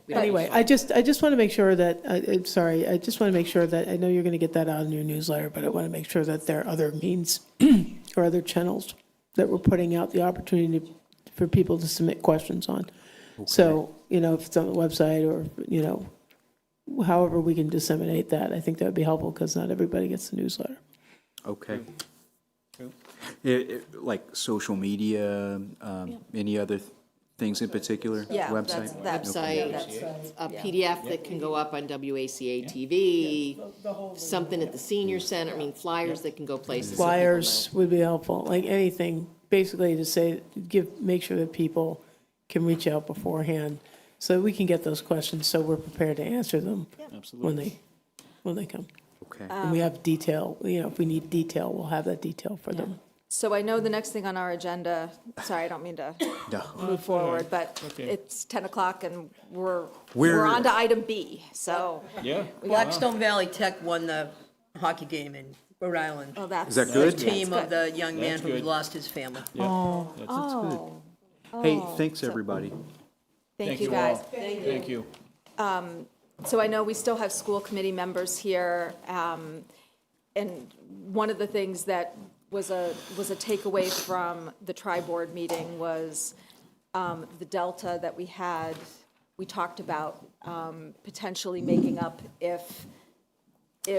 the override didn't pass, how we might use stabilization funds. So one of the things that I had asked Michael for following that tri-board meeting was a very detailed list of the stabilization funds, how much, since inception, how much we put in, how much we've taken out, why we've taken money out, our current balance, and have a discussion about how do we utilize the stabilization fund. We're looking at 755-ish thousand for this upcoming town meeting. What else do we need to look at to make sure that we meet all the needs from everybody? Yeah, we were gonna need like around 600,000 just to balance the budget anyway. So you add the 750 on top of that, you're at the 1.3. And then I believe at the tri-board meeting, we talked about 1.4 million, I believe, was the additional amount for the school department. So, if you add those up, it can be pretty substantial. But, to point out, we took out almost 2.3 last year and put a chunk in. So one question for you, because looking at there's a couple numbers on our stabilization spreadsheet that. Yeah. So, and I think you talked at the tri-board that the balance of the account was 10.4 million. And then there's another line item under here that says that there's a transfer that we're waiting to transfer out 2.2 million? And so the real number we're working with is 8.1. Is that accurate? Yeah, and, Steph left. The best way to look at it is if you looked at a snapshot in the account, right? Yep. It's going to say the 10.1 million. But we also have to remember that we had scheduled a transfer to help support the budget. And so that'll probably happen at the end of the year. Okay. And so we wanted to make sure that we're accounting for that. Yep. So really the balance is around that $8 million figure. Okay, so say 8.1 minus the 2.7, so we're talking like 5.4 potentially at the end of. Yes, and then hopefully we would replenish some of that with free Okay. cash. Actually, really hoping we don't have to do the 1.4 and, Same here. yeah. Same here. So, because for 1,000 reasons, hopefully, yeah. So, okay, but worst case scenario, we're looking at a $5.4 million Yeah. balance on our stabilization fund if we have to. And I'm okay with that. And the policy, is that the most, I think I copied you on a link for the policy. Is that the most updated policy that's on the website? Yeah, in the one terms that's of- on the website. I also sent it around as part of the Yeah, packet it's, too. You Hold did? on, hold on. I didn't get it. It's in there, but there's a lot of stuff. Yeah, it's towards the back. Is the stabilization information that you emailed to us, is that in the drive as well? And if not, If it's not, we can make it Can it available be? to the drive, Yes. yeah. I think it's in there, I think well, it's in. like this computer, I can't Yeah. download Excel and stuff. 'cause I don't have It full is- office suite. It's in the back of the, this document that Michael sent, and it's, so basically, the reserves policy, we need to maintain 5% the general fund as a target, with a As a minimal 10%. target, yeah. With a As the goal. 10% as like the optimal, which would put us at like 8-ish, Yeah. give or take. Yeah. But then if we would drop to, say, 5.4, we're still above that 5%. Oh, I see. Yeah. Yep. So that's a good thing. Okay. And then let's talk just quickly about what the mechanism is to replenish it, which is that basically it's replenished by our free cash, which, just for folks who don't understand what free cash is, because it took me a while. So it's basically, not free. funds, it's not free. It's not free, that's for damn sure. But it's basically, when the revenue we've collected is more than the budget estimates, and basically our expenditures are less than what we appropriate, and so like if there's a vacancy in a position that we had expected to fill and things like that, then Yeah. that becomes part of free cash. Yeah, or if we get a grant to do some work that we yeah. had appropriated money for, so that money doesn't get spent. Yeah, And then we have a policy, so if we are between 5% and 10% of budgeted revenues for our stabilization balance, 60% of free cash goes to the general stabilization, 10% goes to OPEB stabilization, 15% to capital, and 15% to our special education stabilization fund. So, we do have a policy in place to be able to replenish it. We probably won't end up with as much free cash on a go-forward basis, right? I would hope not. Again, one of the things that we will try to do consistently is try to get grants and everything like that, so we wouldn't have to spend the money that's appropriated, but you just never know, what's going to be available and what you're going to get. Okay. Is everybody comfortable with if there is a worst-case scenario and we have to go down to 5.4 to basically plug our gaps, plug the school? We have no choice. Okay. I just want to make sure we're clear as to Yeah, on the page there. okay, that works for me. Good. We don't need to take a vote. You will Accept. when you go do the warrant. Okay, because we have to add that. Yep, in your it's your warrant, so what you choose to put on there or not.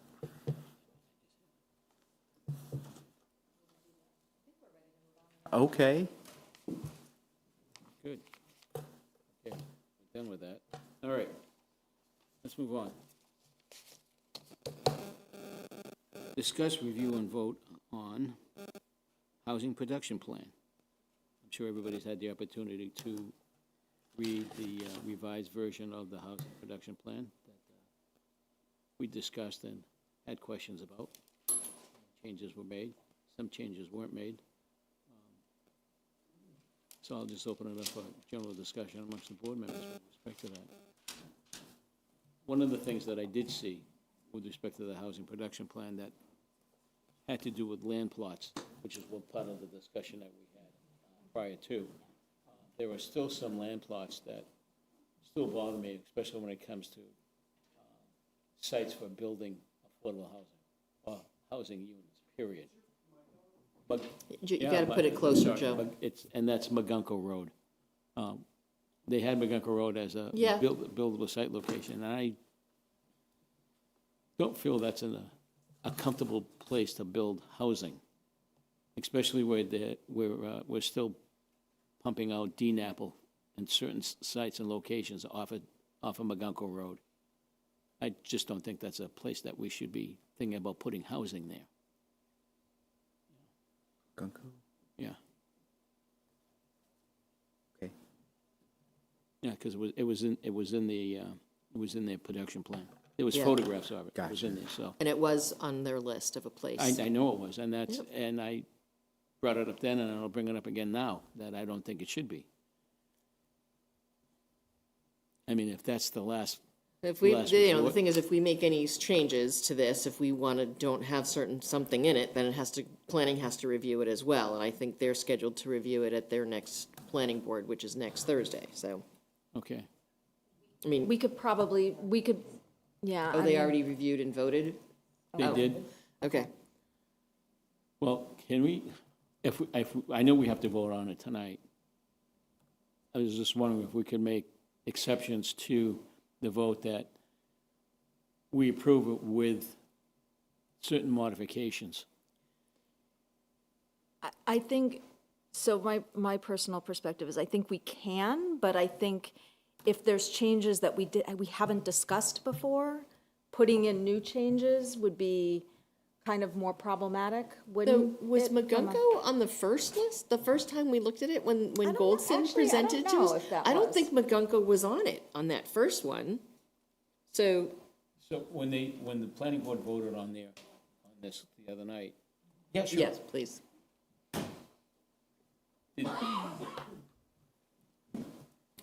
Did they realize that McGunko Road was? I don't know about the specifics of the changes that they made, but they did review it. They did vote on it to move forward with the changes that they made at their meeting, And does to this, keep it going. and does this doesn't reflect No, their does changes? not reflect their changes. Okay. So Wait, so you we're could looking- also put forward changes, and then we can culminate those and make the changes and put that forward. Oh, okay. Yeah. Okay, so. Yeah. so- It's Okay, a so little we could wonky, make that yeah. modification. All right, so Well, we and can like do that one, Should do it then. and when I was looking through it, I found something where it referenced the ARA. Yes, Yeah. I think I'm like, that's another thing that you should We don't definitely. have an ARA anymore, Yeah. so it was odd that Goldson put that in there, so. That was let go a long time ago. Yeah, and the one question I had on the whole parcel thing, Site 3, which talks about the town center, I think that's the whole farmer's market?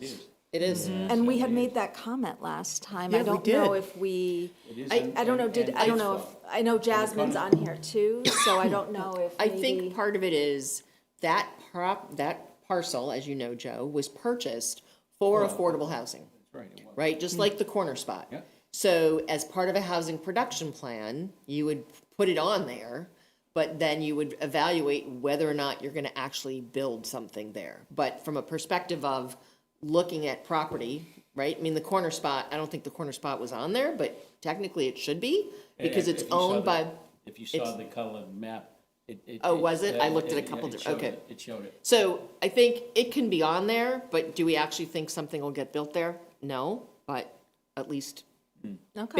based on how we purchased those pieces of property, it sort of needs to be on there. I think.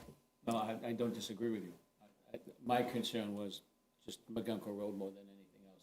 There's no way in my lifetime, especially where McGunko Road has affected, well, not McGunko, but the Superfund site has affected many, many people in town to the point where, now we think that would be a place to put additional housing. I So don't the think only thing I can think for that, and maybe not the whole street, but there's certainly areas on there that would be good for redevelopment for multi-use, right? Like if you look at where Anne Marie's dance, not that I'm not suggesting we get rid of that, but it's certainly something that if that was redeveloped, you could still have Anne Marie's dance on the first floor, and you could put potentially housing above it because people aren't living there. So I think that's why that parcel and that whole street. Same with Nicholson, right over by McDonald's. Yeah. Right? That's all industrial right now. Right. But it could become multi-use, and that's what some of the zoning is that they're suggesting. So I think that's why both of those areas are on the map as part of the production plan. Okay. Just one thing. Beth, do you remember when our other one expires? May 19th. May 19th? So So we have a there's- little bit of time. A little bit, because we do have to send it in for them state. to also review. And Right. they have a period of time that's allowed for them the state to review. Yeah. So what worries us is if we get too close to that Right. line, then we could. I would hate to see us get ourselves to a point where we're exposed for a little Well, bit. Correct. except that with Waverly Street being permitted and one of the other two is about to be permitted, like, aren't we at our 10% with Waverly being permitted and some of these other projects coming back? No, No? Oh, it's not enough. They got to be built, unless it's a new comprehensive permit, which you'd get a 1-year safe harbor as long as your plan was in effect. And I think specifically to this, I think we got to be mindful of the expiration date of the old one, because with the current one we have that's in effect until May, Waverly does give us safe harbor. And so we want to make sure that we maintain that by making sure that we have a good plan. I believe last time we asked the question, we wanted to check, and I forget how we asked this, that if we've approved it and it's at the state level and we're waiting for their approval and our current one expires, Yeah. Is there some kind of grace period? And I believe we were gonna check on that, if I remember correctly. I don't know if we specifically said that, but I remember we were having this discussion at our last meeting, that if we don't get it approved, right, but we've done all the work and we've sent it to the state and we're waiting for the state to give their approval, are we Yeah. okay? And once they approve it, it will be retroactive to the date that they got it. Right, so, I mean, again, I don't like that we're this close, but I also want to make sure that if we're going to do it, that we all feel that it's a good plan. And here's another thing to think about as you think about how much time you want to spend on this, is that it's just a plan. It's just a recommendation. You don't have to put everything into effect.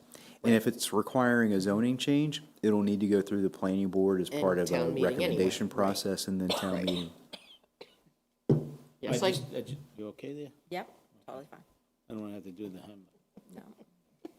All all of our public safety our stuff. ALS, they all left. Oh, where are they when They you all need them? left. They probably went on a call. Yeah. Sorry. No, I was just more concerned about you folks. I can just hear people saying, not reading it, but they saw McGunkel Road on there as a potential site. I can just see the feedback that would get back from these people. Joe, Anybody. what if a potential development made the site cleaner? Would that change your? They're gonna put a basement in 40 feet. I doubt a basement would go far. Yeah.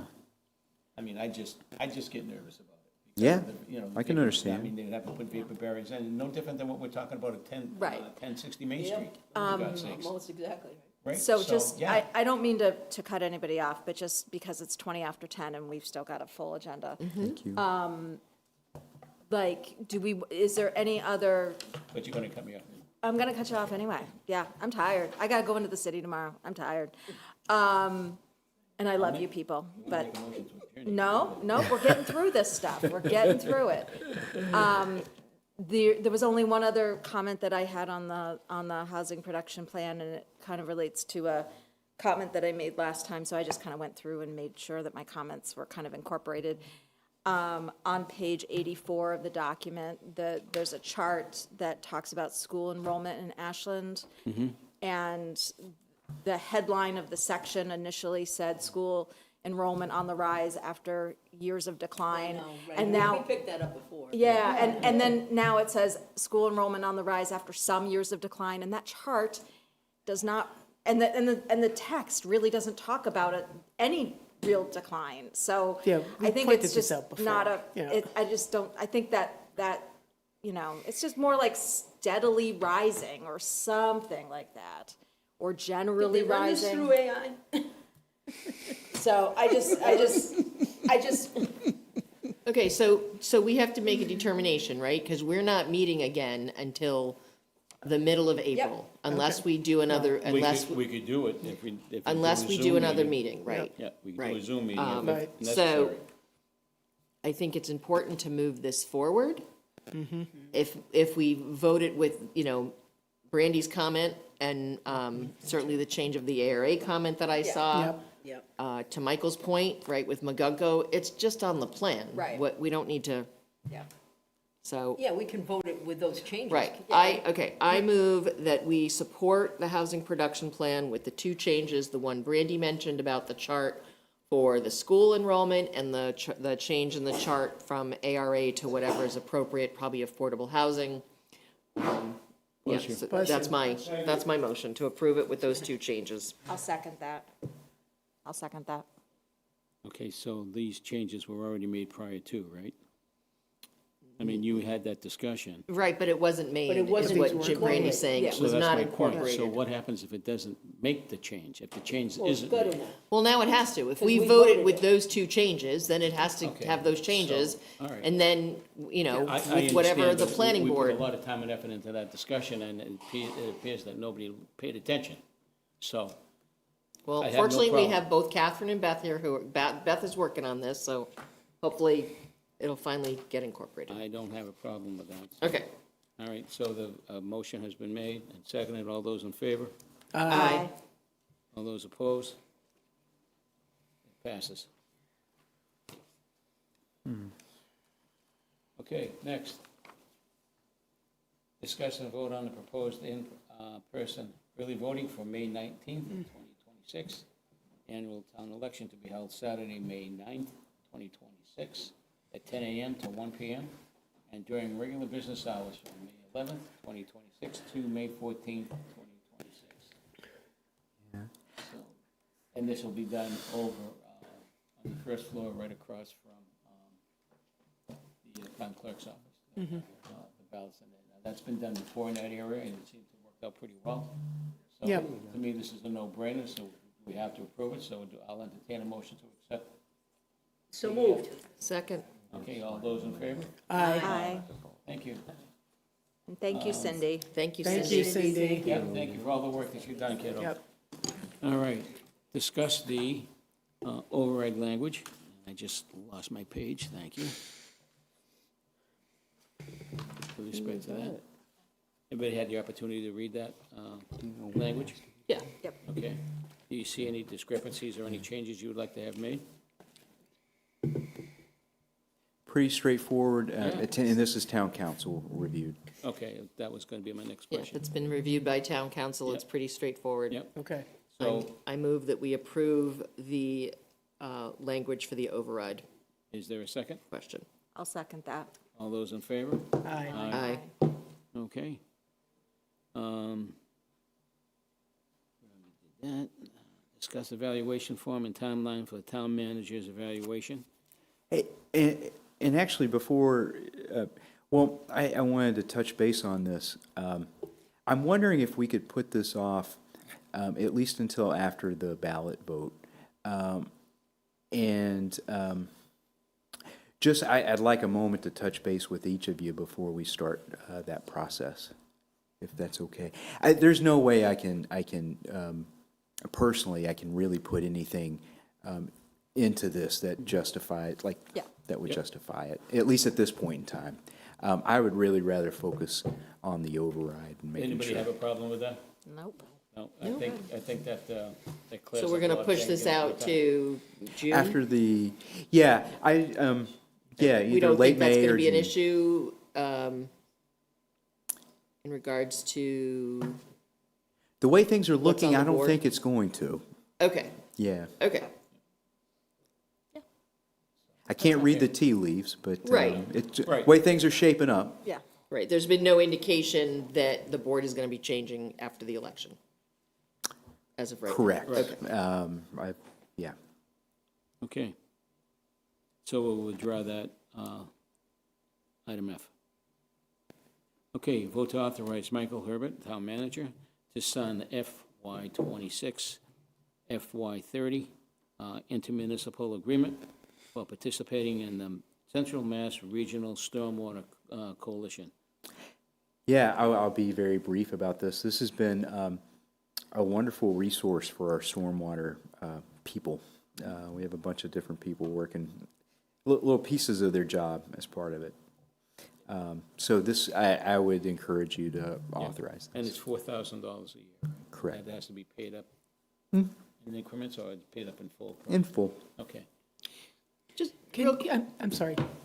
I was just gonna say, like, can we just explain what this is for people What's the who are? benefit? What's the benefit? Again, we're talking about this, people probably don't know what this even means.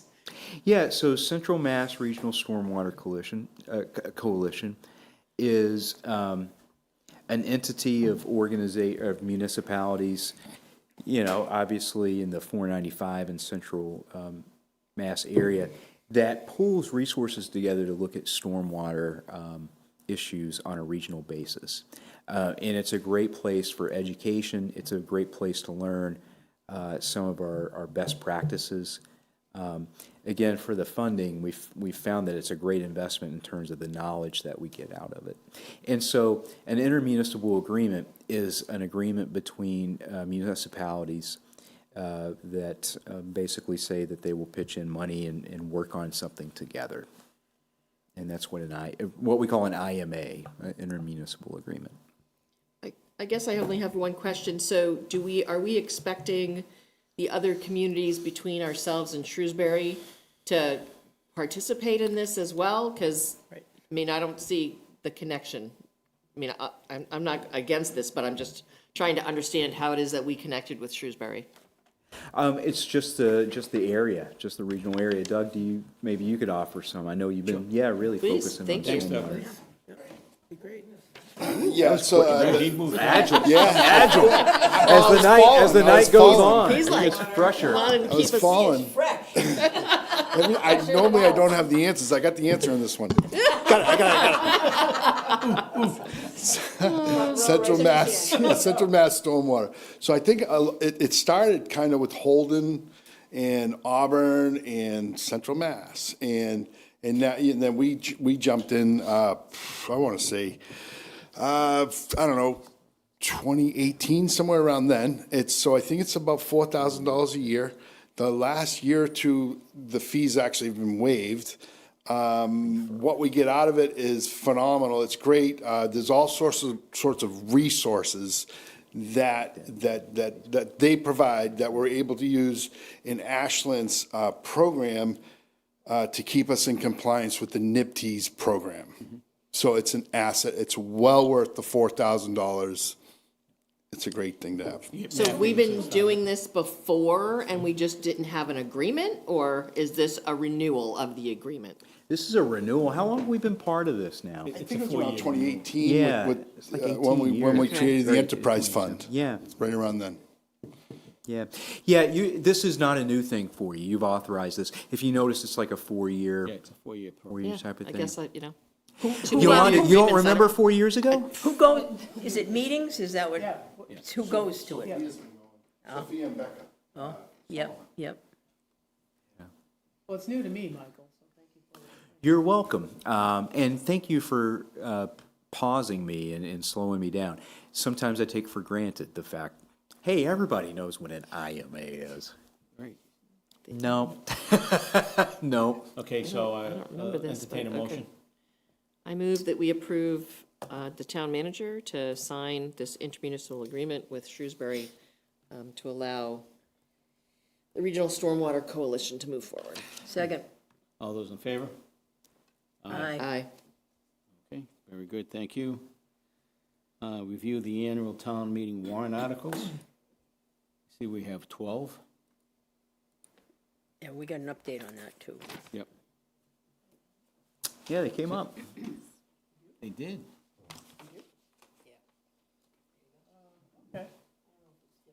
What's different? You know what's different, Catherine? What's different? So there was an update this afternoon. So we spoke with Lisa about the budget articles specifically for the override. And so I'll explain that as I sort of go down the list. So you'll see Article 5 as a placeholder for the override budget article. We'll That's work the on last that stuff name. we got from Diane. So Yeah, I think we have that in the Yeah, latest Yeah, it's in dispatch, here. actually. it was sent out Oh, you know what, I opened up this the most afternoon. recent one, that's why. Yeah. So I shared it, it's up on the screen. So Article 1, Town Reports. Article 2, and just stop me if you guys have any questions, will be transfer from the General Stabilization Fund. Article 3 is transfer from SPED stabilization. Article 4 will be the FY27 budget. This is just with our regular revenues, no override included. And then Article 5 will be the budget with the 2.75 mil built in with a contingency saying something along the lines like if it passes. Article 6 is the transfer for the OPEB trust. 7 is our consent article. 8 is the annual CPC consent. Article 9 is the one CPC article that we have, and that's for the acquisition of the 41 Lincoln Road property. Article 10 is a bylaw amendment for the building construction bylaw. So right now that is, I believe, Articles 1 through 4. We'd be adding Article 5, which is a secondary suite, so basically an in-law suite, but it's called a secondary suite, not an ADU. It's an in-law suite essentially, but it's going to be called a secondary suite. Same idea. Article 11 is amending Chapter 282, Section 9.6, the design plan review. So this design plan review, they're having a hard time finding people for the terms that they set out. I believe it's a 3-year term. And so what they're trying to do is have their terms for people that are appointed to those positions be per project. So they're trying to get a little bit more creative, so it's not a 3-year term. This is for the design review board, the Yeah. design review committee Yeah. that planning board appoints. Yes. So per project. Yes. Well, Does every project have a design review? I believe most of them do have design review as part of it. So it must be a certain number of units or something, or a certain something? Oh, do you know? The design review trigger? Yeah. Yeah, there's a number of different ones that would trigger design review, I think. Yeah. So they're going to do a whole appointment process per project? How many of these do we see, like a year? Like that would be an interesting. Because, I mean, it sounds like you're just going to be, I mean, I'm just asking because it sounds like you'll be like consistently, or having concurrent, you'll probably have concurrent, concurrent committees. I'm just curious. It'd be good to understand a little bit better why they think this is a better process than, might it be better to do a year appointment and then reappoint if there's a project that overlaps or something, rather than every time they need a design review? I mean, I think we should ask them. Yeah, and I need to see like what kind of administrative How much support that would need. Yeah. I think, and honestly, I mean, this is just my opinion.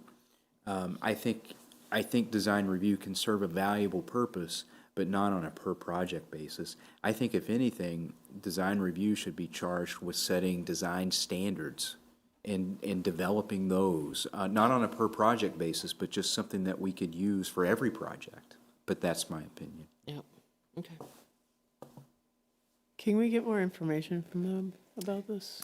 Yeah, so we just Just so we- received a draft today, so I can go through that and certainly get you Can you more share us the information. draft? Share Yeah, the draft that out. would be helpful. That way, if See why we know not, that the planning board is going to be discussing it, we can decide to show up and Yeah. ask questions. Yeah, yeah, Yeah. yeah, just so we understand. I have one, sorry, there's one more article, just Article 12. So this is from the Sustainability Committee. They'd like to establish a skip the stuff bylaw. So this is plastic cutlery, ketchup packets, yeah. all those things. So, I was just going to say, do we want the Sustainability Committee to come and present that to us and talk to us about that? I'd love to hear from them. So the final draft, I don't Yeah. I don't have a draft yet of this bylaw. It's actually due, a final draft is due by Monday, the Okay. 23rd, and they are aware of that. I think tomorrow is a Sustainability Committee meeting. They're one of my committees, so I'm hoping that I can make it to that, unless I'm still here. It depends on. Well, you don't have to just sit where they are, you can be here. No, they're not meeting here. They meet online. But I can ask them to come to one of our meetings in April if we would like. Yes? That'd be helpful. Okay. The Stormwater Committee is coming too. Are they Yeah. in April? I think we ought to look at that.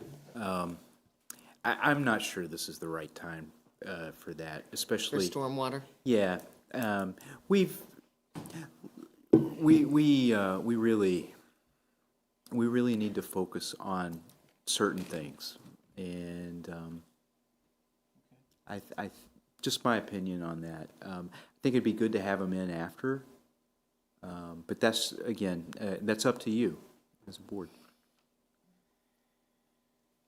Anyway, we can talk about that later. Well, It's late. It's late. Yeah, we can talk about it. Yeah.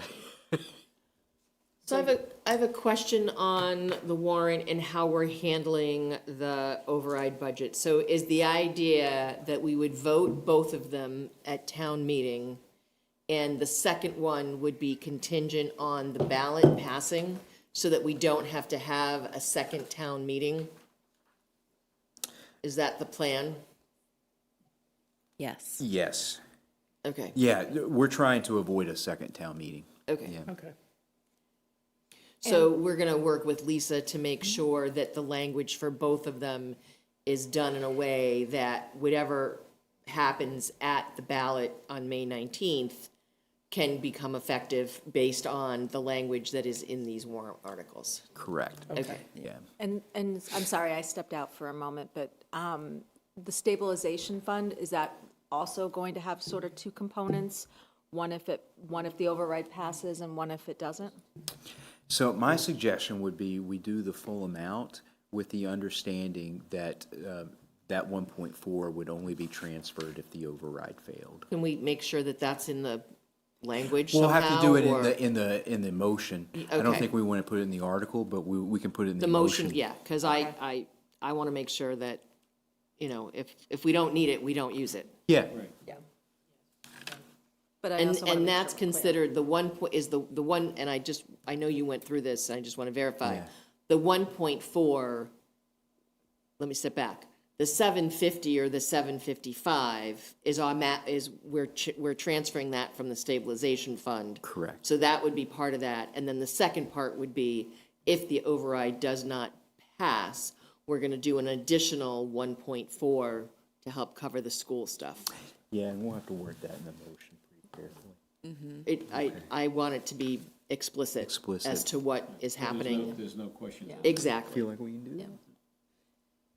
I think we can do that. I think we can structure it that way. Yes. And just going back to your first question about the language for the override, so we've been working with Lisa on that language. So Yeah. we do have that, and we feel pretty good about that. Okay. And are we planning to vote to close the warrant at our next meeting, or does that depend on when we're meeting? So April 15th is when When we're gonna? we were supposed to do it the 1st, but we moved it to the 15th. Okay. I couldn't remember what date we were supposed to do what, so, thank you. Okay, so we'll plan to close the warrant and post that on the 15th. And when does the Finance Committee meet for their, I believe it's April 7th, okay, around then. For the Rex? Start the Rex, yep. okay. Catherine's doing a good job, I think, with just taking some feedback from the last process and just really kind of putting some hard dates in there, targets that we can work towards. And, yeah, it'll be interesting to see how this process works out. Thank you. One of the things I think we need to do a better job of explaining during this process is, you know, why it's so critical that when we use these funds from some of these accounts that are, you know, replenished to some extent on an annual basis, sometimes not fully, what does it mean that when all of a sudden it's gone? Well, I mean, that's obvious, but how we use some of it, but we keep it so that we can maintain enough to support the budget this much, you know what I'm saying? But when we have to support it that much, then we we run out. So I think that that's something we have to do a better job of explaining. Yeah, and to that Definitely. point, too, you know, the question is, why can't we just use all of our stabilization funds to plug Right. the whole thing?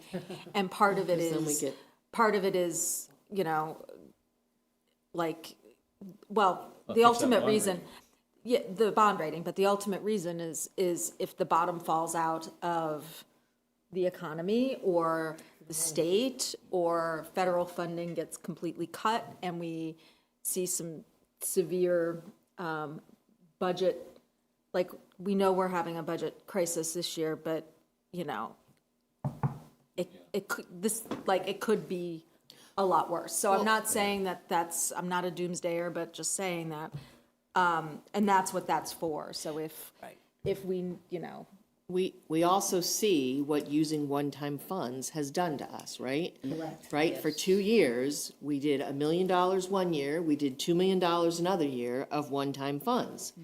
And now we're at a point where if we use one-time funds again, we're gonna get in the same hole, and then next year, we're gonna do it again. So, And thankfully, we had those one-time funds when we needed it. correct. But Good? Good. Good, okay. All right, our favorite subject, update on 40B projects and any discussions with respect to it. So, do we have major updates? I know that the Concom met Yeah, Monday. I apologize. I just haven't really had a chance to really update, like get a thorough one. But I did watch the Conservation Commission meeting and was very interested in that process, and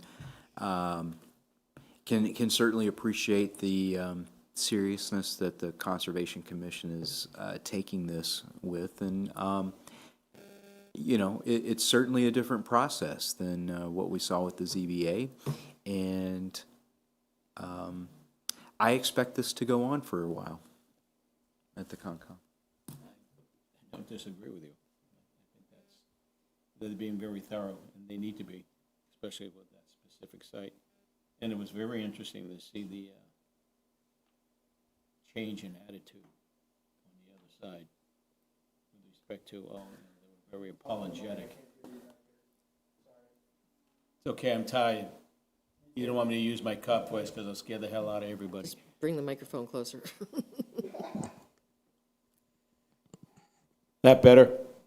Okay. Yeah.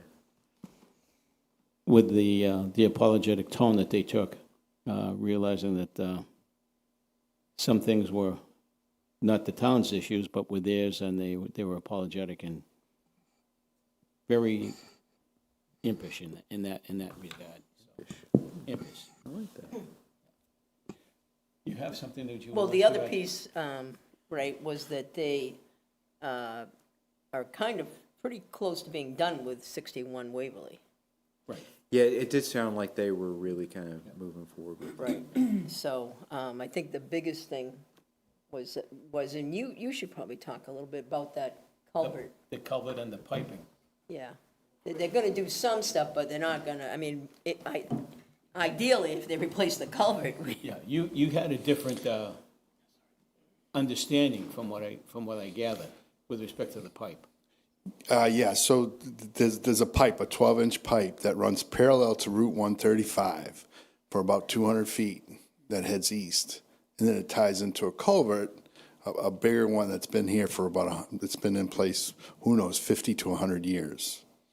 And the culvert, both are arguably failing. The 12-inch for sure. The culvert, I don't know. So anyways, the applicant, Israel, he agreed to actually replace the 12-inch pipe that runs along Route 135, which to the DPW is a home run. It's great. Yep. The culvert itself, they don't want to they don't want to be responsible for replacing it. And so that's something that the town, eventually we need to, whether it's a grant. I was going to say, there's currently some grants out Right. there for culvert replacement. So Exactly. let's let's look at that. Right? Yeah, that's kind of been in our back pocket for a Okay. few months. Until We you- didn't want to okay, go out and, yes, we were okay. trying to see I if they get were it. going to See if jump you on could get it. him to So- do it. Yeah, but that makes yeah, sense. So, Yeah, so good. that's where we're Question at. for you. Yeah. Doug, do you know if they replace the pipe, and then I Yeah. assume that it works better, does that then put more pressure on the culvert to function well? Well, what they did with this whole design with GCG and the engineers is they're not increasing the flow from the site Yeah, they can't. out into the culvert. It's pretty amazing. They're not allowed to, right? I mean, They're not isn't allowed that to, a but they actually conservation pulled it issue? off, that it's gonna Stay on recharge the site. ground theoretically, and yeah, so, But a new pipe, right, just does, whatever is allowed to go, yeah. will go better in a new pipe than maybe it did in the old one, or am I Yeah, I mean, just- the existing pipe, it could be damaged, it might not be flowing properly. Right, This will be that's a what I'm just brand-new, wondering, what it might speed up plastic the- pipe, or, I'm sorry, reinforced concrete pipe, that would, it could smooth a lot faster and a lot better, and, yeah. So they're not relining the pipe, they're gonna replace the, They're gonna replace it, and we haven't seen the design yet. okay. They're gonna work with us, work with the DPW on the design. Yeah, yeah. Good. Right. So I thought it was good. I thought Concom, I think they've been doing a great job with 61 Waverly Street, and GCG as well, Mike Carter. His team has been great. Yeah, Good, Great, thank you. good. thank you. Thank you, Doug. for the update, appreciate that. Now if they could just take it down a couple of stories. Yeah, that would be nice. That would be nice. Anything else with respect to, I know there was because of the time factor, I want to move on. We can always bring this up at the next meeting to go over, some of the other 40B issues that people have asked us to talk about. It's Yeah, 10 I minutes know, 11. I had put forward a request because it actually came from a resident too, to have it put on this agenda, and then you asked me, and I said, yeah, you got my email right, and you said, yep, we're all set, and then it wasn't on the agenda, so. No, but it was under 40B. It's under 40B. We can still talk about it if you'd like to. But unfortunately, this probably was not the right meeting to do this because of all the other discussions that we had that took. Well, what was the issue? Well, there was some, I think we need to forward it to the committee and let everybody review that well, information. there was some issues with respect to water. Yeah, There is issues concerning some, I thought everybody got this letter. they did probably at one point, yeah. Yeah, you're right, you're right. I know they did. It just wasn't part of the pack, it just wasn't part of the packet. Right. No, but this was a discussion that was had by a resident who provided some concerns about water capacity. Yeah, okay. Yeah. Okay. And some other matters that came to respect to applications that were provided. Yep, Yep. that were okay. sent. Okay, so everybody got those emails. Yeah, and some of that, I think we're waiting, we're still, I think, waiting to hear Hear the from legal, attorney right? talk about Yeah, that, from the right? attorney, yes. So I think maybe we need to, maybe try to. Push talk to legal Lisa- to Lisa talk to next, us about it or yeah, something. remind Michael, I'm still maybe. waiting for that, but that's another discussion. And then, Doug, there was a discrepancy when they did water, right, by like 100,000 gallons. Do you know which one's true, which one's real, which one's not? Does something need to be redone? I don't know, honestly, I've been so tied up.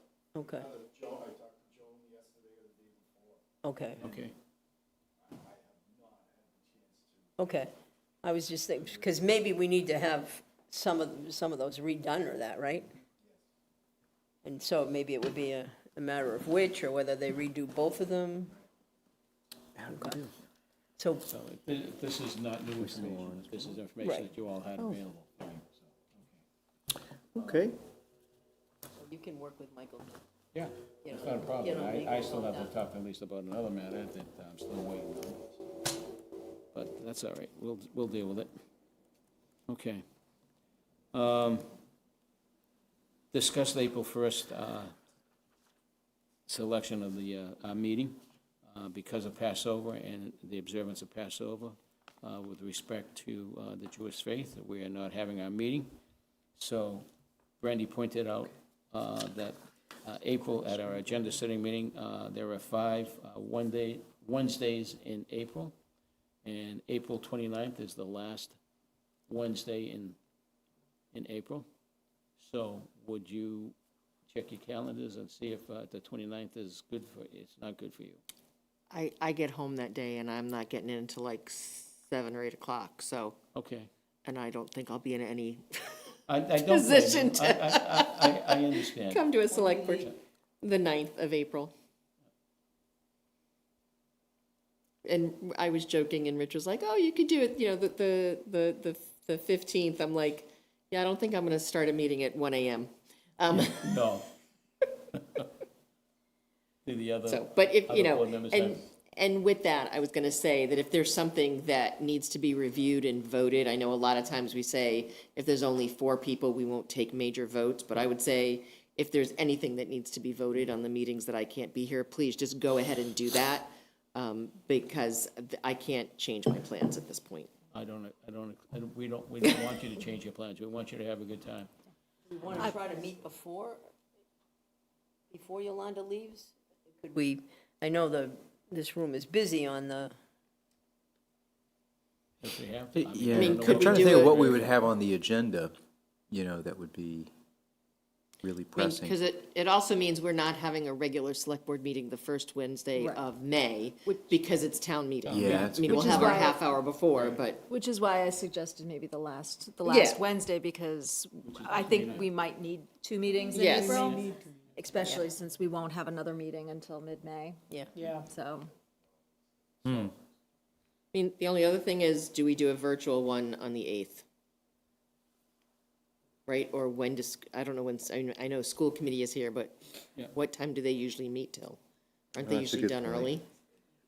I don't know, I'm just No. throwing options out there, but if it has, if, you know, if it makes sense to do the 15th and the 29th, please just go ahead and do that, but, yeah, Okay. I'm not available. Take feedback from the other members. Yeah. There's one voice. Yeah, I think we have Citizens Academy on the 8th. Oh, right, okay, that's true. And my suggestion is, why don't we go ahead and hold the 29th? And if there's anything that we feel is major that we could push off, we could wait until you get here. But otherwise, we have it on there. I'm sure we'll want to review like town meeting one more time and all Yeah. that good stuff, Okay. at the very least. That works. That work Yeah. for Yep. all you So the folks? 15th and the 29th? Katie, you good with that, or is, yeah? Okay. All right. All right, liaison updates. Conservation Commission. I think we thoroughly talked about the Conservation Yeah, we Commission. did. so I think Yeah, we're good there. does anybody have any updates? I do not. I do, Council on Aging, real quick. I was gonna give them my board report, so if you want, we can hold off on that. But No, that's just fine. might as well do it now Yeah. during, Okay. that's why we put it on the agenda I like know. this. Just gotta find it. We'll ruin your flow there, so. Yeah, I know, I definitely ruined my flow, I had it all ready to roll. Well, I can tell you this, that the Council on Aging is a very unique group of folks. They're very active, and they have a concern, and one of the concerns that they have is the lack of transportation when it comes to night movement, or night travel, either shopping or doing whatever. But another concern came up about having transportation for seniors who wish to attend town meeting, so their voice and votes can be counted on. They can watch it on TV, but they can't vote. So they're looking to see whether or not the town could find a way to provide transportation to those seniors who want to go to town meeting. That was a question that was asked of me, and I said, well, I'll bring it up during this discussion. I'm just thinking of the MWRTA, and like they have, you can call and have them pick you up. It's basically. Dial-a-ride, I think. Yeah. I don't know that they do evenings, and I don't know that they do it for just any, you know, and not that this is Well, just anything, but. seniors and disabled, I believe is Well, their. I asked that question, Yeah. and they said something about the fact that they don't do night travel. Okay. What about the Council on Aging vehicle? Who drives that now? Nobody. No. Well. We have a not driver. at night. Yeah, not at night, not at night. This would be a great peer. I've seen, I think, some models in some other communities where they do almost like a peer, like almost like a carpool type of arrangement. Yeah, I could see if there's some way we could help with that. So they just asked me that, and Candy gave us updates on the work being done with the revamping of the food pantry area and the needs addressed by the seniors at the center itself. So that's basically it. Again, their main concern is seeing if they could get transportation to the town meeting. Whether or not people, there would be a lot of people that would want to do that, I'm not sure, but they asked to bring it up. So I said, okay, I'd be happy to. And that's it. I missed the Historical Commission meeting because we were in our tri-board meeting, but I did get a chance to catch up with the chair. Got a couple updates on what was going on, so hope to make the next one. It's the second one I've missed, but I've had good excuses. Been double booked here with the town, doing town things. All right. Town Forest Committee. Who's Town Forest Committee? I don't know. Is that me? No. I thought you were town Was forest. that? No. No? Okay, wait a second, I'm gonna tell you. I'm not sure. Claudia has the receipts. Hold on. If I She's going to open up apologize. the If it is me, spreadsheet. I apologize. I know it's not. There you go. Who is it? I know it's not me. Town Forest, Yolanda. Okay. I admit This, I we're have, gonna do this every week. This is gonna be I have fun. not been up to date with them, so I will, Okay. come May, I'll have an update for you. Not a problem. Thank you. Thank you very much. Yeah, well, that's what I'm saying. At some point, well, yeah, but see, we're not meeting on the 6th, we're not meeting until the 15th, so I'll make sure I get an update by then. Same with, I do know that Open Space, who I'm the liaison, I've exchanged some emails.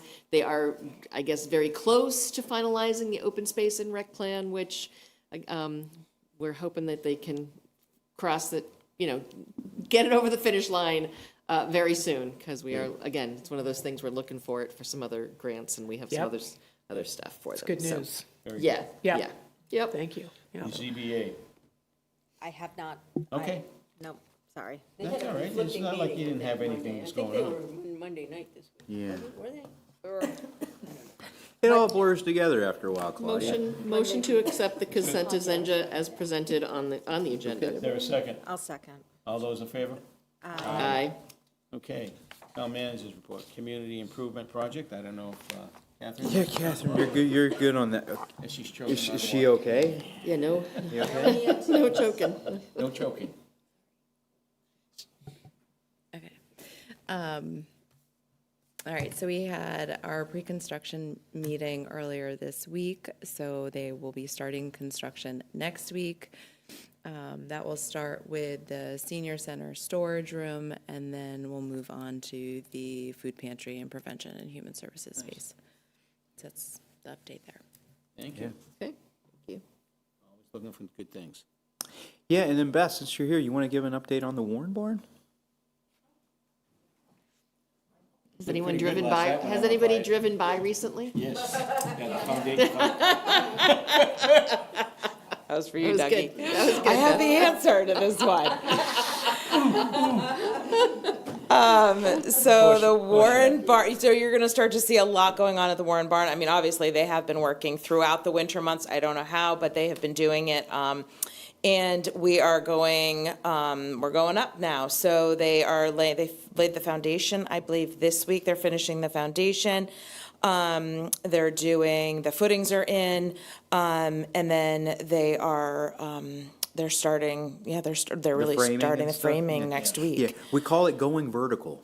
Yeah. It's always going nice. vertical. When Yeah. you start seeing everything go. Yeah, it was go cool. Yeah, so they're to see. still projecting probably a late spring opening for that. Wow, that quick. Oh, yeah, they're gonna Yeah, go quick once now. they get the walls up, they can do all the work inside and Yeah. and without worried about. There's not as much work inside as there would be in Right. some.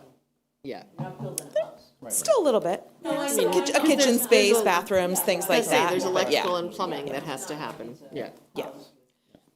Yeah, so it's very exciting. It's good. It is Can- exciting. Looking good. Looking good. Why don't you It was give a up dog there- it park was up there update yesterday. while you're standing there? A dog park update? Yeah. So I was excited to tell the dog park committee that Leone's is the construction company that's doing that space, and they are going to remobilize the first week of April, and they have an end of May finish date. So it's great. I'm also getting the signs all printed for the Arboretum. Those will be going in the ground as soon as I can get DPW to give me a little time. So that's also going to wrap up probably in April. So it's good. And we'll have a grand opening for the Arboretum. All of it. Yeah. Cut the ribbons. Cut the ribbon. We'll have to spread them out, right? You can't do it all, you can't do them too no. close to each other. No. Like spread the joy over the summer. That's right, that's right. Find the joy and spread it out. Okay, we're up to board reports. Great. So a couple of us were at the YMCA Marathon Breakfast last Friday. Always a good, I know, I'm like having to think. Yeah. Always a nice event, and it was, again, another one.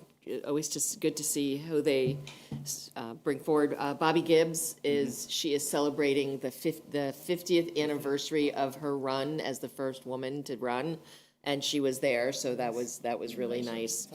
The Y is looking to, they're hoping their last meeting with the planning board next Thursday. Yeah, next Thursday. And they're hoping that they can get everything finalized. They've been having some conversations. Uh-oh. So that is, they're hoping, because then they're going to look to do some kind of groundbreaking ceremony. And they're looking to bring Senator Warren, Senator Markey, because they helped get $5 million for their early learning center. And they're hoping to, break ground sometime in the spring, potentially May, depending on when they can get everyone's schedule in order. And then moving forward, I have 2 more performances, so Friday night and Saturday night. 7:30, but if you want to go get tickets, because we sold out for both last weekends. Both performances last weekend were sold out. So if you're interested, go to the website and get tickets. And then on Friday, March 27th, MAP, Metro West Regional Collaborative is having our legislative breakfast in Holliston at Town Hall. You should have received an email invitation, and if not, let me know, and I'll make sure you get one. Yeah, it's a great opportunity to hear our local legislators. Karen doesn't usually go, but Jack and the legislators from the whole region show up, which is really nice to hear that conversation. It's not just for Ashland, but the whole region, and that covers 9 communities. Always a great event, and good questions get asked. And that is all I have. Thank you. Thank you very much. Yeah. Akita, I'm sorry. Everything's just blending in. No, your report was so great, we wanted to hear it again. And it was. Okay, a couple things. So, very busy time. I had the honor of attending along with Joe and Brandy said some beautiful words at on Turncliffe's Eagle Scout ceremony on Sunday. Just an incredible achievement. Congratulations to him and the entire Turncliffe family. It was just really Austin had some shared some words beyond his years during his speech, and I hope he adheres to them, and I hope folks, the younger boys that were there, listened to them well. So congratulations, Austin and family. Got a chance to take in Children Will Listen at the HCA on Saturday. It's a fantastic show. Get your tickets now. And somebody I know actually did a really great job in the production. I don't know. You should check it out. I did attend the school committee meeting last week where they went into their presentation that they had at tri-board meeting in a little bit more detail. So it was happy to attend that, just so I can understand that a little bit better. And just a reminder, once again, back to the Boy Scouts, the pancake breakfast is happening on Sunday morning, starting at 7:30. So if you like pancakes, you got to get down to the VFW. It's for a great cause, and there'll also be an auction as well, where many, and thank you so much to the local businesses that will be supporting that auction and have donated items. But again, it's nice to know that scouting is such an integral part of the fabric of our community. The Boy Scouts and the Cub Scouts, they do incredible work. We're very fortunate to have them in Ashland, and for that reason only, go get your pancakes on Sunday, people. All right, thanks. VFW, 311 Pleasant Street. Ms. Bennett. All right, I didn't do too much different from the rest of you. I'm afraid I did attend also the school committee meeting online to listen and make sure I was up to snuff on that. The Concom meeting on Monday night. And then Joe and I had office hours at the library at their recent sale. It's amazing how many people were in and out of there. The volunteers that they do a phenomenal job. Yeah, they do. It's just like, it's incredible. Yeah, it's really, Great job. They do the a good library job. is alive and well in Ashland, and I do remember the days when We didn't it have- was shuttered. Yes, lost our accreditation as a result. yeah, Oh, we did. We did for the, We did lose our before we did the addition to the Right. library, yeah.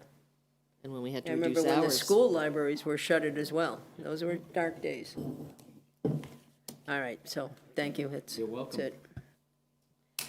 Ms. Brandy. So I was also at the YMCA breakfast, and as Makita mentioned, the Eagle Scout Court of Honor for Austin Turncliffe, which was fantastic. And Makita didn't mention, but Austin's Eagle Scout project was at the Metro West YMCA. That's right. Which he did, I think he cleared some space. Basically, he made like a new community space at the, and there's like 14 benches or something along At the those outdoor lines. center. At the Yeah. outdoor center. Yeah. So, and he put that together last year, and so it was in place for the campers last summer, and basically, the older campers are using the space, which is really a nice thing for, for sort of the older kids to have a special place to come together. So, yeah, congratulations to Austin and the Turncliffe family. I've known the Turncliffes for a long time, and I love seeing these kids grow up and become such great humans. So, and Austin is definitely one of those. So, I was also at Concom this Monday, and I'm hopeful to be at Sustainability tomorrow night.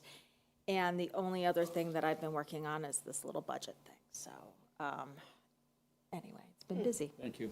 Busy. Yep. And thank you for all the work that you're doing with respect to that. It's greatly appreciated. Just a couple of quick things. Rotary Traffic Safety Committee meeting is going to be Tuesday, the 24th at 10 o'clock at the Public Safety Building. If you have any questions or concerns, please join us. Doug will be there and a group of others. I attended the ABA Town Leadership Panel discussion yesterday. Unfortunately, I had to leave rather abruptly because there was a situation with a younger grandson. Yeah. Oh, yeah. But that's okay. We're good. Everyone's good. Fun with grandchildren. You gotta love them. And this Saturday, at the community center at 9 a.m., volunteer breakfast. I'll be there setting up early. That's right. So- Yeah, I made a note, and if no one else said anything, I was gonna go back and say it, so, Good. I have something I thank can say you. that nobody else has said yet. Yeah, it's on my calendar. Yeah, Yeah, it's same on my here. calendar. I just do what I'm told. I open up. There And it is. I think I'm right that we have office hours this coming Friday We at the do. bagel table We do. from 11 to 1, so I'm looking forward to it. It's the Joe and Makita show. Yeah. Come on down, have a Have a bagel, bagel or two. chat Or with us. We two. want to hear, or three. Or three. If you're so inclined. So that's about it. Look forward to it. Congratulations to Venezuela for winning the baseball classic. They won. They beat the United States 2-1. Yeah, it was a good ball game. And with that, I will entertain a motion to adjourn. Oh, Michael, I think I missed a little bit of this discussion, but are we going to put a form in the newsletter this week for asking if anybody has any questions for the public forum? Yeah, we talked a little bit about that earlier. We were going to put it in a newsletter, and then we talked about doing a Google form for that. Yeah. I mean, you're all good with that, right? I'm happy to. Google form? Yeah, and it's gonna go to. it's So gonna I go think to it just Clara. really needs to have 2 questions. I'd say make it not mandatory to use somebody's name, right? Yeah, I'll Their see if we can email? do that. I mean, like, legally. Let me see if we can do that. And then, because I So, know we can do it. And then contact information. So, I mean, 3 questions, and then what's your question? yep. What's your question? Or questions? Sounds good. Yeah. That sounds good. I don't think there's, there's one other thing, real quick, at the Council on Aging, on June 4th. They're having a free folk concert. And the folks that will be featuring the Kennedys, I guess they're a great folk group. And they will be there at June 4th from 6:30 to 8:30 at the community center. So if you're into folk music, Cool. put that down on your calendar and have a good time. So with that, I will entertain a motion to adjourn. So moved. Second. All those in favor? Aye. Thank you, everyone. Good night and stay safe We'll see you on the 15th. on the 15th.